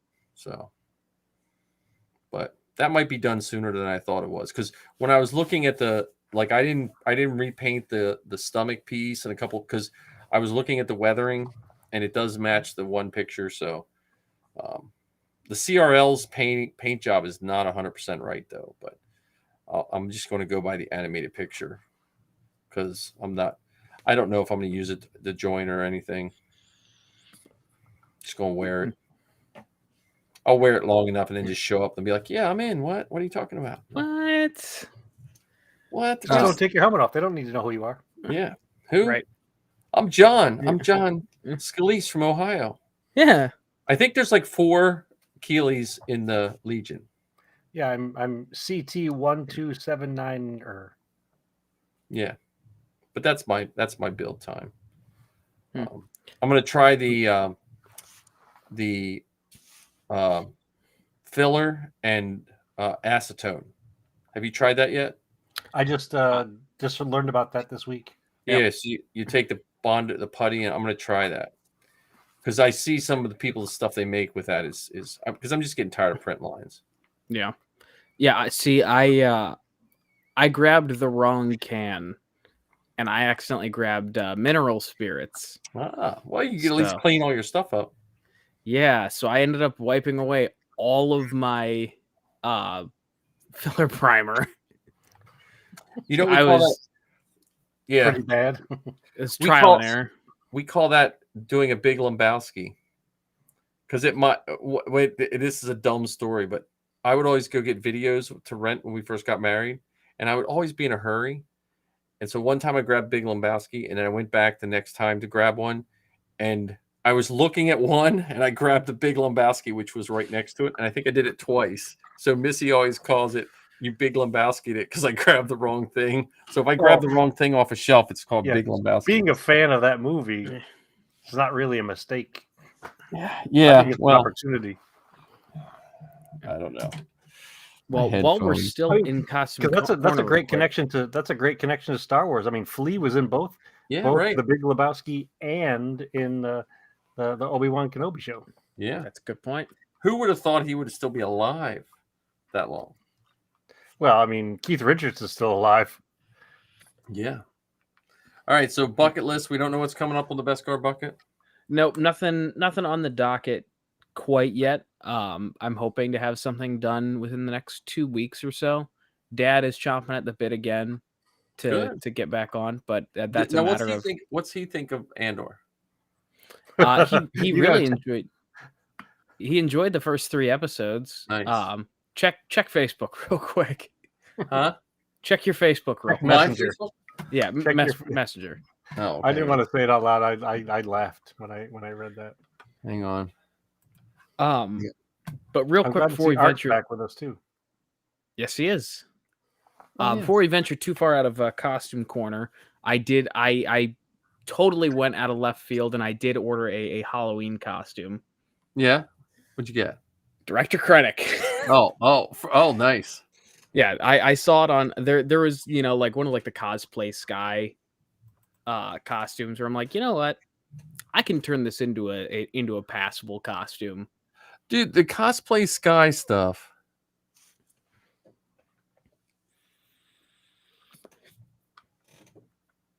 I think Mike froze. I'm reading. No, I'm reading. Sorry. You are Sorry. incredibly still. I know. Sorry. Great, it's a Hinton thing. Yeah, we just It's we the Hinton fake- lag. that's how we get out of meetings. We just, no, but that cosplay Sky, I'm telling you, the head of the 501st, his Din Djarin, the undersuit is cosplay Sky. Yeah, because so is mine. Yeah, It's Justin Sonnenfeld. That he uses a cosplay Sky. yeah, their soft goods are like really good. And for what you pay, you could throw everything else out. Because if you go someone to commission you a soft good suit, they're like, okay, that'll be $500 and it'll be 6 years from now. I mean, Yeah, it was $110 yeah. and it comes with the shirt, the pants, the belt, and the cape. What See, I about the think rank you should do And the like rank badge. you should do Krennic's spoiled son. You should have like a man bun and like an eye patch or something. Mm-hmm. But yeah, so I just badge? I got Director Krennic. Or just get a really, really bad gray-haired wig, I thought about it honestly. like purposefully bad. But yeah, so I also ordered chalk holders for code cylinders. Dude, I could have sent you some. I have 30 of them. I have 30 of them. I paid 33 cents a piece. Well, Send I four paid a my lot way. more than that. Send 4 my way. No, so if you have a Staples next to you, right? Look on Staples' website because no one uses them anymore. And if you have friends that are teachers, like one year, I just went to the teachers. Does anyone have chalk holders? And I got like 2 because I know there's more in our building because they used to give them to us all the time. But Yeah, I have a stack of them because they were like 33 cents. It was funny. I bought them all and they were in a plastic like like a cookie jar looking thing. The Mhm. Staples guy wouldn't let me keep the cookie jar looking thing. He's like, no, you can't. Because I was like, can't you just leave them? No. Wow. So now someone had to throw that out. Like they had to give me a bag. They wouldn't give me the plastic thing that they probably had to throw out like 2 minutes later. I don't know. But yeah. So now all I gotta do, I gotta find a pair of calf boots. Dude, look on a lot of the Halloween shops have the ones that zip up the side. I forget the name of the boot company, but I bought a pair of the black Vader boots. I think they were like $40. The fake leather zip up the side. Really? Yeah, just got to go like, any of those Halloween stores. They're probably more now. Like you probably pay like 75 or something like that. But, Right. or even if you check, what's it? Spirit Halloween. Yeah, just go check for their boots, like their brand of boots. I haven't Didn't seen know they them had in boots. the stores though. Yeah, or you know what? I think they might have them at Party City. Really? Party City this time of year, just during when they put their Halloween stuff out. Yeah. I forget the name of the boots. It's a weird name. It's a weird, like it's like a disco type name. And they come in like small, medium, and large. They're not like like okay, these fit for large. Funkadelic? No, adult. Yeah. So Go-go because mine, boot? I have my Vader boots that I'm working on, but these I can put my Doc Martens on and wear them inside the boots. Oh God. Because I got large because I was going to put lifts in them, and I'm like, you know what? I think I'll just put my Doc Martens on, put my foot in, zip it up. That gives me like 3 inches right there, plus the heel. Then just put a lift inside the Doc Marten, and there you go. That's what I'm saying. Just and it'll be more comfortable. So I'm still working on this chest piece for him, but I'm gonna experiment with this. I'm gonna experiment with this putty and acetone before I do the Vader box, because that box is what's scaring me. I want that thing to be perfect, because next to his helmet, that's the first thing you see. Mm-hmm. So that's not this Saturday, but that's next Saturday is dedicated to 100% Vader work. So. Yeah. I think the only other thing I forgot that I was working on is I'm getting my cards printed finally. Yeah, I can't wait. That's cool. Yeah, I totally forgot that I've got a friend who his dad just runs a print shop. Oh, nice. So when I saw the because the got print prices went sky high. Yeah, I use Bargain Basement Prints for it's the website's Bargain Basement Prints.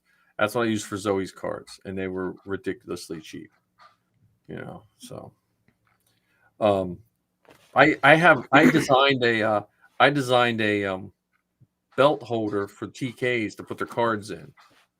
So, and then years ago, I probably have the file somewhere, but I was 3D printing them for guys, and they put their cards in, and they could just pull them out, with their TK number. But yeah, Kylo's got back pockets. All I need's a baggie to keep them in. Well, and you just I always have some in my tote, so if there's a handler, and then some of the garrisons have like displays on tables and stuff like that. Mm-hmm. And they'll sit them out. It's always nice for kids, right? Yeah, and people in the Legion. Like I really want to start collecting the cards now. Yeah, I don't know if I showed you my notebook of cards when you were here. Did I? I have two three-ring binders of cards that I've collected over the years. So now I didn't realize signed and unsigned cards were a thing. Yeah. Did not know that. I was handed several duplicates of cards, one signed, one unsigned. Yeah. Well, hey, you never know who's going to be the next Chris Bartlett. That's true. Or John Scalise, for that matter. Well, so I told you guys before that I got my Jawa robes from Chris Bartlett in 2007, right? Mm-hmm.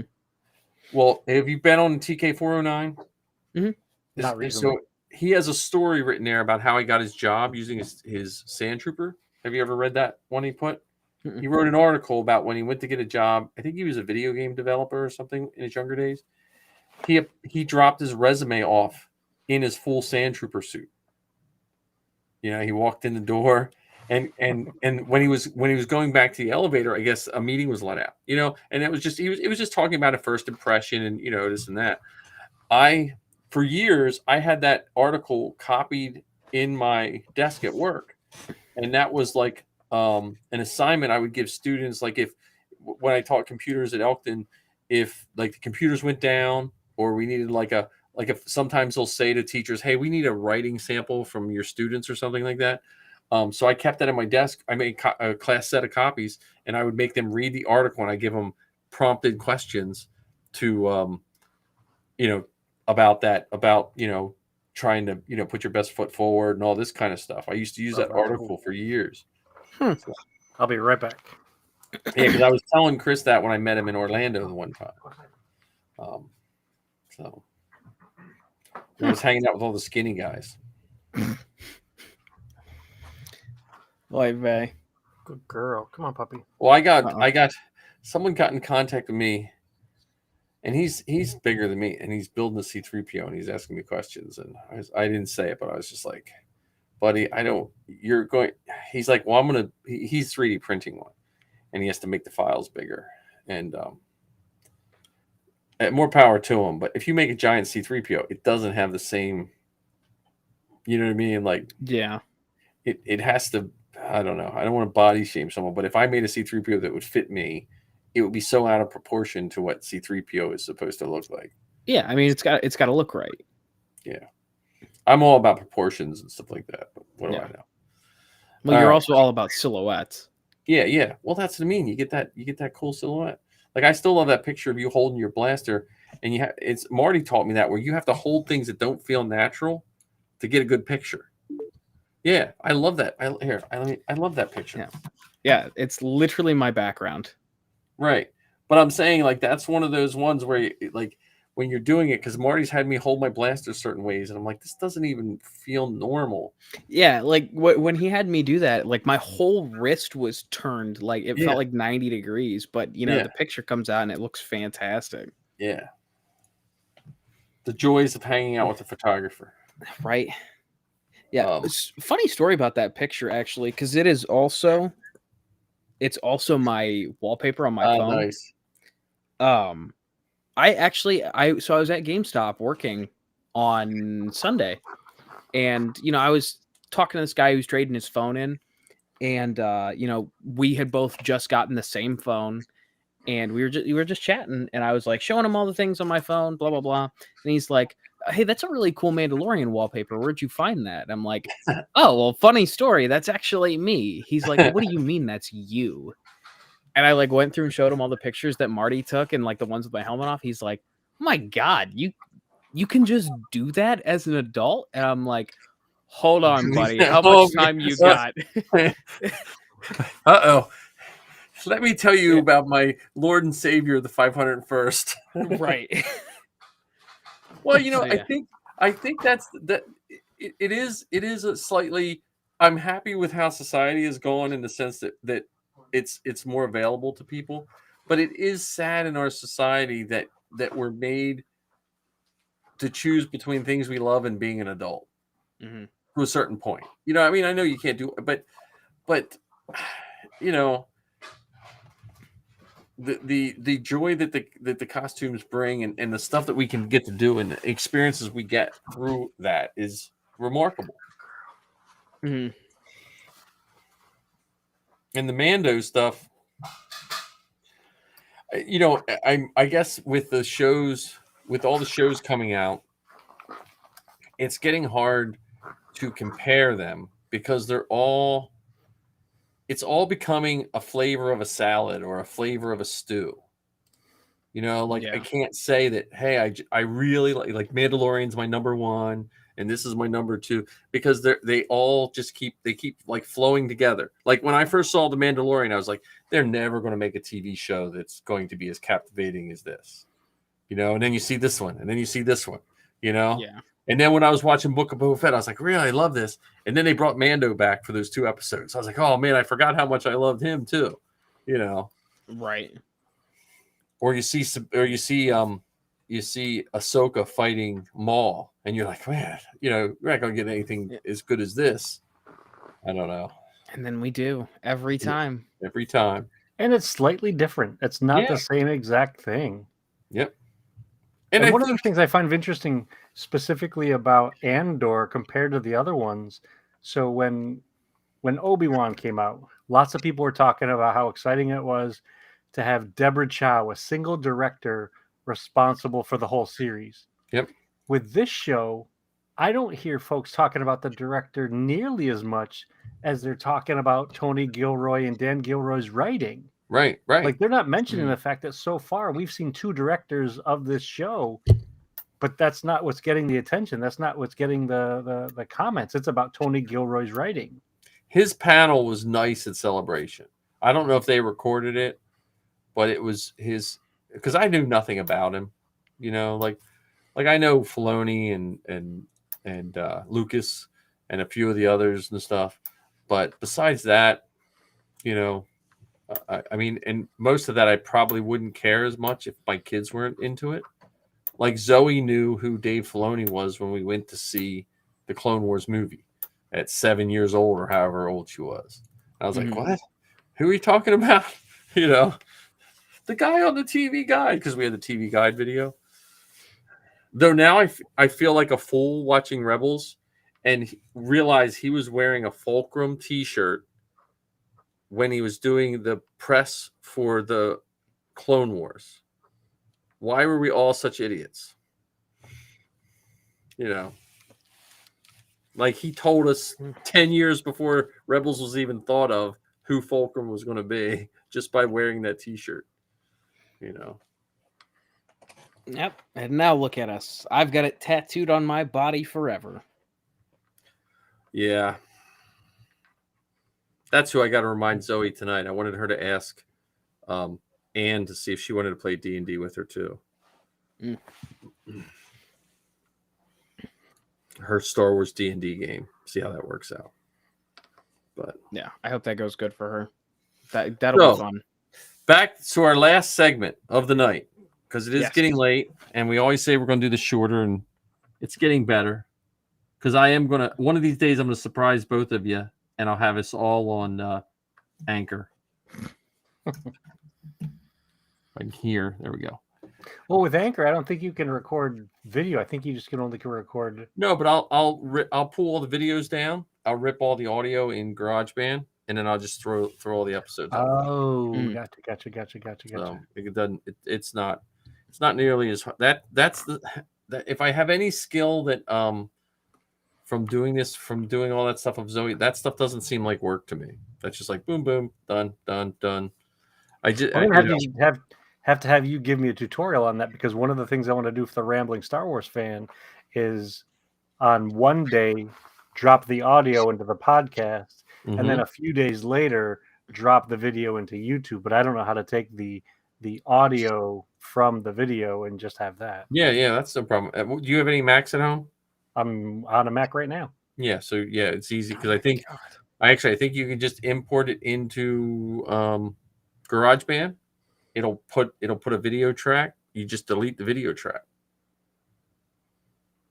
Well, you can say the steps out loud, but that doesn't mean I know how to. Okay, well, yeah, I'll show you.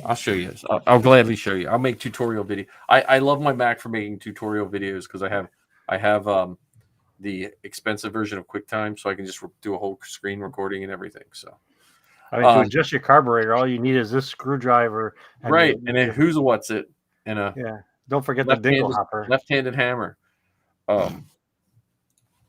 Spatula. We used to send people for left-handed spatulas. That was the big thing when I was in the restaurant business.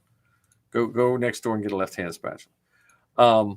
Anyway, so podcasts. So, and you guys probably know of these, but I stumbled on a couple podcasts. So I'm gonna tell you my podcast list. If you're at home and you want to write this down, I'll just tell you some good ones. Now, this also foregoes, remember, Star Wars Geek Girl and Force Behind Star Wars and Beskar Bucket, all those included. But these are like just some ones. Like, I'm looking at the ones that I listen to that I don't like, because sometimes what you actually listen to you don't realize that you're really looking forward to them. So these are some non-Star Wars ones that I listen to, and one's called Ridiculous Crime, which I think I've said before. This week's was about the sex raft from the 1970s. It has nothing really to do with sex, but it was an experiment. But it's called Ridiculous Crime, and they do murder-free crime, and it's exactly what it sounds like. Very good. And the other, let me see if I don't know if I have it in my. I cleaned my podcatcher out of stuff I wouldn't listen to. The other stuff we missed in history, which I think I've said before, is another one. And then my Star Wars ones that I just started listening to. And I got to make sure I say them. I'm just pulling these up so I make sure I say the names right. Now, Ken, this is no offense to yours, but I started listening to the Thank the Makers Star Wars one. Yeah, don't get me started on that one. That's the one that launched the month before Anthony and I made the decision to actually launch ours, and had to call ours Thank the Makers, Yeah, plural. So that one's okay. Like that one's okay. Like I'll listen to that. That's not top of my list. But the one that I sat and wound up listening to all the episodes was the Armor Party. I haven't heard of that one yet. So it's, I don't know. Let me see how many. It looks like it has 25 episodes or something like that. Wow, that's more than Thank the Makers. But it's literally a guy, and I listen, and I also listen to the Dad Batch. That's the ones that have seemed to have become, along with my ones I regularly listen to, they're ones I listen to now too. And I heard of Armor Party through the Dad Batch, which goes as my commercial for all those doing podcasts out there. Other podcasts are not your competition. Everything else is your competition. You know, like people watching TV, watching movies, doing things. So if podcasters unite and help each other, that's how other people find your podcast. So that's how I found Armor Party. But the Armor Party guy is really cool because he talks about, I can't remember if it was on his show or when he was a guest on the Dad Batch, was he talks about how a lot of people try to gatekeep building of costumes. And he's working on a Boba Fett, and he was realizing like guys would find a paint color and they wouldn't tell anyone because they wanted to, you know what I mean? And he's like the opposite. He tries to help people build their costumes as best they can, as inexpensively as they can. So that's the Armor Party one, which is really cool. And again, it's somehow attached to the Thank the Maker. I listened to a couple of Thank the Makers. They're okay. They're not as good as yours, Ken. They're not as good as yours. You know, but I appreciate that gentle encouragement. Well, no, I mean, I love your guys' show. But if you get a chance, anyone out there, the Armor Party, the Dad Batch is good. Plus all of ours. Father and Son of Galaxy, who popped in, theirs is good. And then one other one, which I can't recognize. Well, two. Okay, let me give you two. There's one called Black Cowboys with Zarin Burnett. He's the same person who does Ridiculous Crime, but he does a history of the Black Cowboys. And then there's one, Hunting the Butcher. It's a Nazi hunter one. It's the story of them hunting Nazis, and it's a season one. It's a good history one. So it's not a good one it's not a pick-me-up one, but if you're looking for a good history podcast. So that's my podcast roundup for today. I don't know if you guys had any good podcasts to suggest other than what we know. Well, nobody's gonna like mine. What's that? So It's about the Browns. It might be Cleveland Browns Daily. Yes, that's a great one. I knew it. Yeah, so that's my weekly podcast that I've been listening to. That, and I've talked about it before. For our younger viewers, this doesn't exist. It's all hypothetical. It's Painkiller already. Okay. It's a couple of YouTubers that get together and just they talk every week. It's got I don't know. You guys might know FPS Russia. He was the guy who he would just get guns different weeks and blow some stuff up for fun. Yeah. definitely they're funny. So Yeah. go check out FPS Russia if you. Now, are these just audio or are they video too? They're both also video. Okay. Okay. Granted, I don't think anyone here is going to go listen to Cleveland Browns daily. Yeah, You never know. does the only sports Our thing that sports interests demographic me, might surprise you.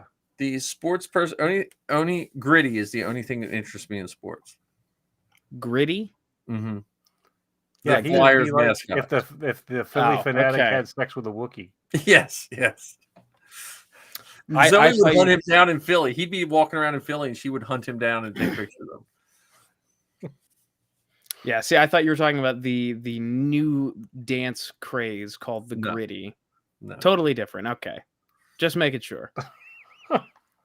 That's a thing. It really is a thing. That I swear to God, it's a real thing. But I encourage people to listen to all kinds of podcasts because there is something I know there's always the joke that there's like more podcasts than listeners, and which is probably true. But the nice thing is it helps you get a community. Like there's a podcast out there for everybody. So Ken, what do you got on your podcatcher? The ones I listen to most frequently are Blast Points, Okay.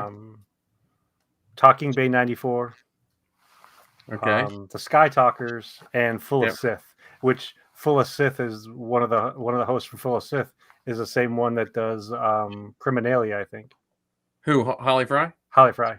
Yeah, she also does stuff you missed in history class. That's the one. Yep, that's Yeah, it. That's, she does. I think she does both of those actually. Yeah, I got to sit down. Her and her co-host did a live in Gettysburg. Me and Zoe drove up and got to sit in to one of their live Oh, that's tapings, cool. which was really cool. Well, that's through the iHeartRadio, which I used to think used to be, I forget what company iHeartRadio bought down in Atlanta, and it's one of the few like professional, like you can get a job and just be a podcaster 40 hours a week kind of place. Wow. And so you get stuff they don't want you to know, stuff you need to know, stuff you need to know. There's all kinds. I listen to a whole bunch of their podcasts. They have a lot of like serial podcasts, which are really good.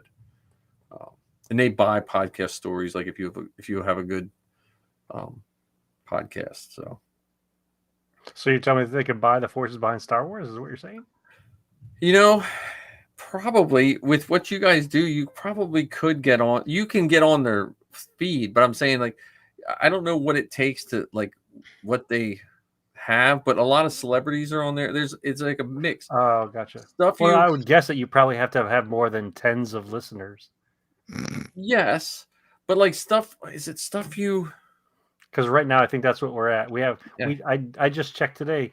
The forces behind Star Wars. We have 11 reviews on iTunes. well, iTunes. See again with Zoe, I feel bad that we put girl in her name. Yeah, not 11 reviews. We have one review, but we've had 11 ratings. Well, see, Zoe's been doing this 8 years. She is 28, so don't feel bad. I have two. There you go. I'm pretty sure one is me, and I know the other is Mike. Oh, okay. Well, there we go. See, I'm a better friend than Ken. How do you know it wasn't me? Because I'm can you rate your own pretty sure I podcast? wrote the review. I'm pretty sure. No, but and if you want to see I think you might have to buy it. But there's a television show. It's called Stuff You Should Know. I think it's one of the longest running podcasts and stuff. Stuff You Should Know is a podcast from iHeartRadio. But they actually did a pilot for 1 or 2 seasons of a television show. Oh wow! So it's a story about podcasters, which it's a pretty funny show. Like as it's a niche show. Like if you don't podcast or don't like podcasts, you're probably like this is a dumb show. But it has that news radio feel kind of. Okay. So if you're looking for a show, I think you have to buy it on like Apple or it might be on Amazon. Who knows what they put on there. But it's the Stuff You Should Know television show, which is pretty neat. I don't know. Podcasting ranks second, I think, with Star Wars with me in the sense that it's just it's a neat thing. You mean in terms of creating or listening it? both. Like Okay. for the longest time, it was just listening, and then when I was working on Zoe's, I figured that was the pinnacle of my creating part. And then when I did CreateCast, I love doing CreateCast, but we just had such a hard time scheduling, and we were still in that pre-pandemic where, you know, Ken, when you started, it was the plus side to the pandemic was how technology took leaps and bounds to be able to do what we're doing here. Yes.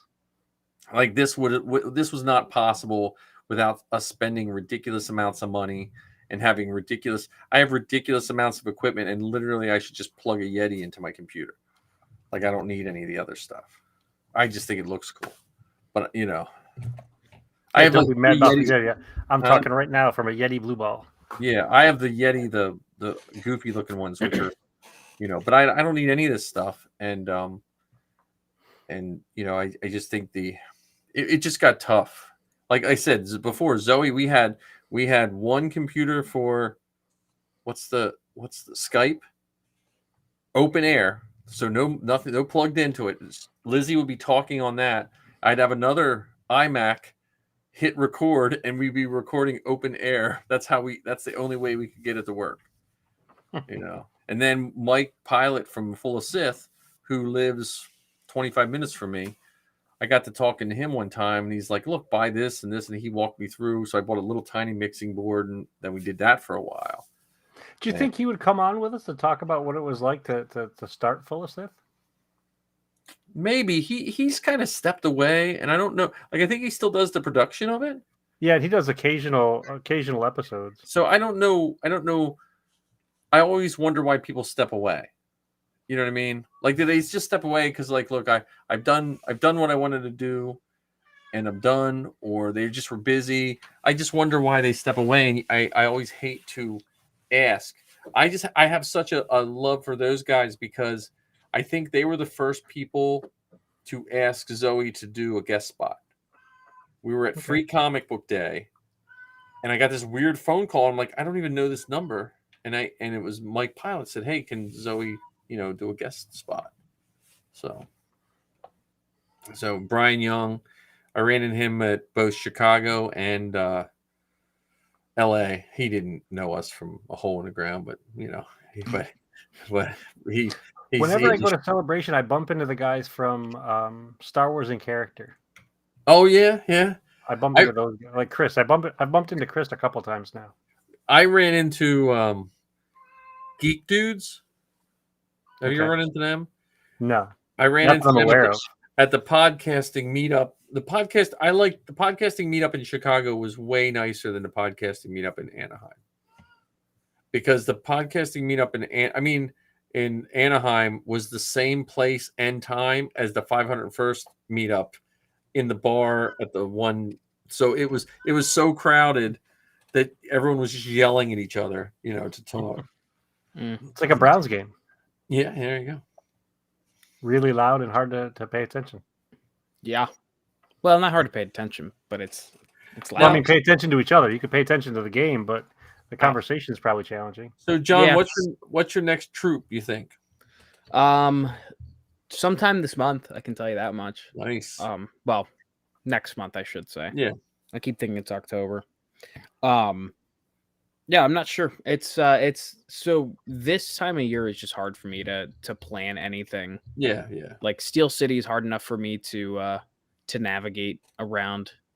Yeah, I'm still trying to get that stupid hotel room straightened out. Yeah, so I talked to my dad about that actually. I think he and I are just gonna do Saturday, Sunday because that's the easiest for us to do. We're not gonna stay at the DoubleTree. Yeah. Because he doesn't want to book a hotel until the day of to try and get that Priceline price. Hey man, he might get a better. I'm just trying to get. I just want the Steel City price. I don't want to pay $297 a night for the DoubleTree. Yeah, that's a bit much. So yeah, I think Saturday, Sunday is going to be the best way for us to work out. I might try and convince him to do Friday, Saturday, Sunday, but I got to work all that logistics out here. That's on my list of. One of these nights I just got to call them the Double Tree, and But how about you, Ken? You trooping anytime soon? I was supposed to troop this weekend, but some stuff has come up, so I won't be doing that. I'll probably get into something in October. Yeah. I have a wedding on the 20-something in Maryland. It's actually in Pennsylvania, but it's through Old Line because the parents of the bride live in Maryland. Maryland will do weddings. Carita will not. So it's like is that like an incursion into their territory or something? I don't know how that works out, but because What day is that? It's I want to say it's the third Saturday of October or something. It's in Delta. It's like I said, it's literally like 5 miles from Maryland, but PA is adamant about not doing weddings. So Yikes. I got charges brought up to me for telling our people that Lucasfilm didn't care if we do weddings. So I was the XO at the time, and one of the other wanted to bring charges against me for the Legion for not lying to the membership. So What a rebel. And when they wrote all this up, I took screenshots of it and saved it. So I was like, so anytime I, want to get my juices flowing, I just read it. Yeah. Don't we have a wedding that we all agreed to go to in November? Oh, I keep yeah. One in forgetting the date. November, like November 10th, I think it is. I'll have to get the details on that. Yes, get the details on that. Sooner rather than later, because I can ask. Yeah. I can see if Marty's not. If I think the challenge with it is I think it's on a Friday. Oh yeah. So I don't think it's a weekend wedding. Well, depending on the Friday. Wedding on a Friday. I don't know. People are getting married every day of the week now. Yeah. Marty can't come to my house for Halloween because people are getting married on Halloween on a Monday. Are they demons? I guess. I mean, that's different. That's a holiday wedding. Yeah. Wait a minute. Someone's from Bangkok is on here? Morning from Bangkok. My goodness. Hello. Interesting. What time is it there? Because it's like 11 o'clock. Are they 14 hours difference? I don't know. I They're guess time traveling. It's so they're actually in tomorrow. Yeah. Mm-hmm. Well, no, depending on the Friday, I have a couple Fridays off in November, I think, for professional meetings. I think it might be that 10th. That number sounds familiar to me. When's Thanksgiving? Isn't that's like that's Thursday. Thursday, but it's not like Black Friday or anything, is it?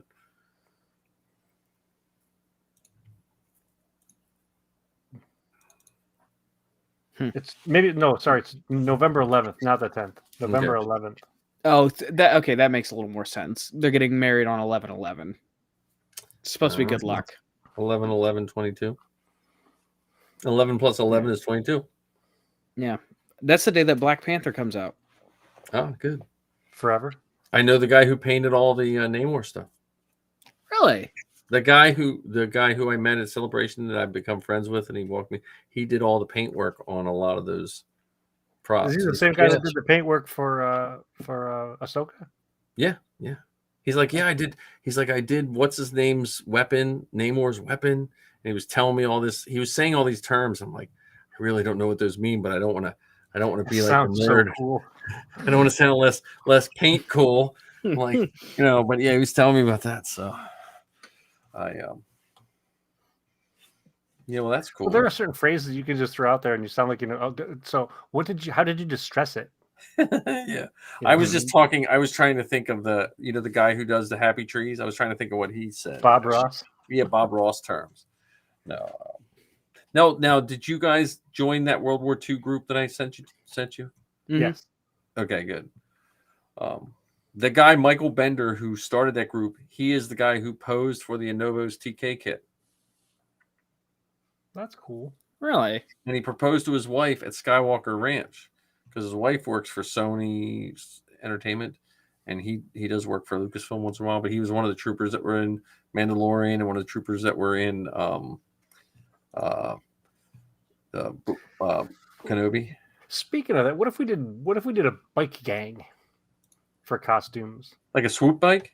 Yeah, swoop bike racers or swoop bike gangs. So Yeah. not like the mods. We don't need mopeds. No. But we can get like jean jackets and I mean Yeah. John already has the leather pants. Yeah, there you go. I do have Or leather do pants. like the Rebels, do a bike gang / Rebels from Rogue One. Like have the repurposed black biker scout helmet. Yeah. Because every time I see someone riding one of the, except for Luke and Leia using the Force, if you were riding one of those speeder bikes without the heads-up display that's in their masks, wouldn't that be pretty tough to drive? I think so. Yeah, probably. I could use my Ezra. Well, I do have a biker scout helmet. I gotta get that done. I can put that on my list. I'm trying to get the little stuff done, man. Just knocking that little stuff out. Yeah. Any Well, I was update on thinking your? more like the Clatoian from Book of Boba Fett side. They had the Barada, Nikto, Clatoonian bikers Yeah, gang that had like almost like the two J's. yeah, as yeah. part of their gang colors. Yeah, I think I got some pictures of those guys from. Did they come out with a Toy for them? Huh? A toy for them? No. No, the book. The books, the white books that have all the nice photographs of all the costumes. They didn't do that for Book of Boba Fett, and they haven't done it for Kenobi either. John and I were talking about this in our last episode of the Best Car Bucket, which all of you could be listening to tonight. Yes. After our show. They didn't do the art of, and they didn't do the making of for either of those shows. Yeah. They did the gallery for both, but they didn't. Well, they did a special thing for Kenobi, but they didn't do the making of, and I'm surprised. Yeah. John, what were you asking? What about the what now? Any update on your inner robe? I haven't talked to Wendy yet, but I think it's supposed to be done like soon. So I have her dad messaged me because he needs a visor for Cody. Mm-hmm. So I have one ready to mold. I just have to because I have one that I picked up like I don't know when the Clone Wars first came out, and I never used it. So I was going to I cleaned it up, and I'm going to make a mold of it. It'll fit on the animated helmet. And he actually just messaged me, so I'll message him back and see what's up. So. Well, I think that's as good a place as ever. Yeah, it was a good show. I'm glad I'm back. Welcome. We had a little bit of direction this time. A little bit. Let's tighten it up, and then we can do the live and recorded. I'd like to get. Wouldn't it be nice if we were big enough that we could do interviews, and then we could just say, "Hey," and then we slide in an interview with someone. We absolutely could. I don't see why not. We just gotta get some. We gotta get some interviewees. Well, I mean that. What if we did some wild in the sky brainstorming for that sort of stuff? Yeah. Well, it's we gotta have Anthony on again. I know Anthony had a rough day today, but we gotta have Anthony on again. Every time he plays a video game, it reminds me that I forgot all about that game. Like he was playing Smash TV. I used to love that game. I totally forgot about that game. Well, I mean, there's all four of them that could be interviewed. So you've got Anthony and Demetrius, who both worked for Hasbro / Kenner. Yep. Anthony did video game stuff. You've got Dexter, who's an artist who has done some Star Wars art. He's the artist who did our Rad Batch art. Which again, I think the Rad Batch and the Dad Batch got to get together. That would be one heck of a batch for sure. And then Steven, he's an actor, and so he has he's friends with the lady who is in She-Hulk. Nice. The lady who is the Jennifer Walters' assistant, and I apologize for forgetting her name. So he has those kind of connections. Plus, he knows folks that Demetrius has a friend who works in Skywalker Sound, and Anthony has a bunch of friends who work. Are they For are Lucas any of and all. those guys in LA? Yes, You gotta get Zoe. Demetrius and Steven are both in LA. They gotta get Zoe on there. You guys gotta get Zoe on there. Gotta get her. You mean I back worry- on there? Because we had the Huh? two of you on. We did the episode about Yeah. family on the. Yeah, but you before she didn't have went the on. whole. You didn't have the whole crew then. Yeah, it was before the batch. I'm trying to became the make her batch. maximize her LA experience because that experience is going to come to an end before she knows it, and I'm trying to make sure she's busy. Take advantage of it while she's there. And we Ken, still this got to is- go back and try to figure out how do we get the Magic Jump people to do an interview with us. Yes. Ken, I was Well- gonna say Zoe can't come on until she gets a picture outside of Magic Jump. Yeah, I'll tell her. She has her armor. She's supposed to go. She wants to go do a photo shot. There's this one comic store that has a big mural of Ahsoka and Sabine on the outside wall, like 2 or 3 blocks from her in Burbank. So she's going to walk down in her armor and get some pictures. That's going to take her like 96 minutes. Yeah, I know. Well, I think her one roommate has a car. Okay. That's gonna take her 94 minutes then. Yeah. Well, LA traffic. if they stay in Burbank, the traffic's not bad. It's when you cross over that highway onto the LA, even though Burbank is technically LA, when you cross into that LA proper is where it's weird because I look at our maps here. I'm like, oh, that's 10 miles away. That's 10 minutes. 10 miles for her is like, that's 45 minutes. So, Yeah. But they are in LA. If you have to walk slow or drive slow somewhere, it's still better than, LA in October is way better than Pennsylvania in October. True. So I wonder if folks, we were talking about some of these podcasters and we mentioned Mike Pilot. I wonder if Jason or Gabe would be willing to spend, 25, 30 minutes talking with us about their show. well, again, that's what I always tell podcasters, and I think some podcasters don't understand it. You just cross over, and you just but I think of you're and John. This show we still got to get our mojo right to get it to be a real show, but your show and John's show especially, you got good momentum on those shows. And honestly, I like being more behind the scenes too. Even though I do like to talk, I do like behind the scenes stuff more. So maybe I can, set up some time with you because right now it's the behind the scenes stuff that I'm struggling with getting the rambling Star Wars fan off the ground. I'm so nervous of, not having anything for the website, not having the thumbnails for the YouTube videos and all that kind of crap that I'm frozen in. The only thing I can't figure out is I can't change Zoe's artwork for her podcast on Apple. I can change it everywhere else but Apple, and I've messaged them, I've chatted with them, and there's something I must have done something wrong with that file when I first put that 7 years ago, that every other one will change but Apple, and I just can't figure it out. Anchor should automatically do it. It doesn't. That's the thing. That's what they said. Well, look, you switch to Anchor, it should be fine. Switch to Anchor. Ask Anthony because he's done it for our show. Right. Okay. Yeah. Because it every other podcatcher it changes, except for Apple. Yeah. Because at one point I was going to delete the Apple account and just redo a whole nother account, but I hate to do that. I hate to, But we shall see the joys of So wait, is it the old one right now? It's the old one. It's the sketch that Lizzie made years ago of her. Oh and yeah. Zoe, and it's on the iTunes one, but it's not on anything else. The other one's the Obi-Wan esque type Star Wars Geek Girl thing. Mm-hmm. So, yeah, because I could have sworn it was Obi-Wan yesterday when I looked at my podcast app. well, let me see. It's not. I just checked. Yeah, it's still the old one, and it just I don't know why, and it's only iTunes. It's not iTunes anymore. It's now they're coming up with a new Apple update, so that could change.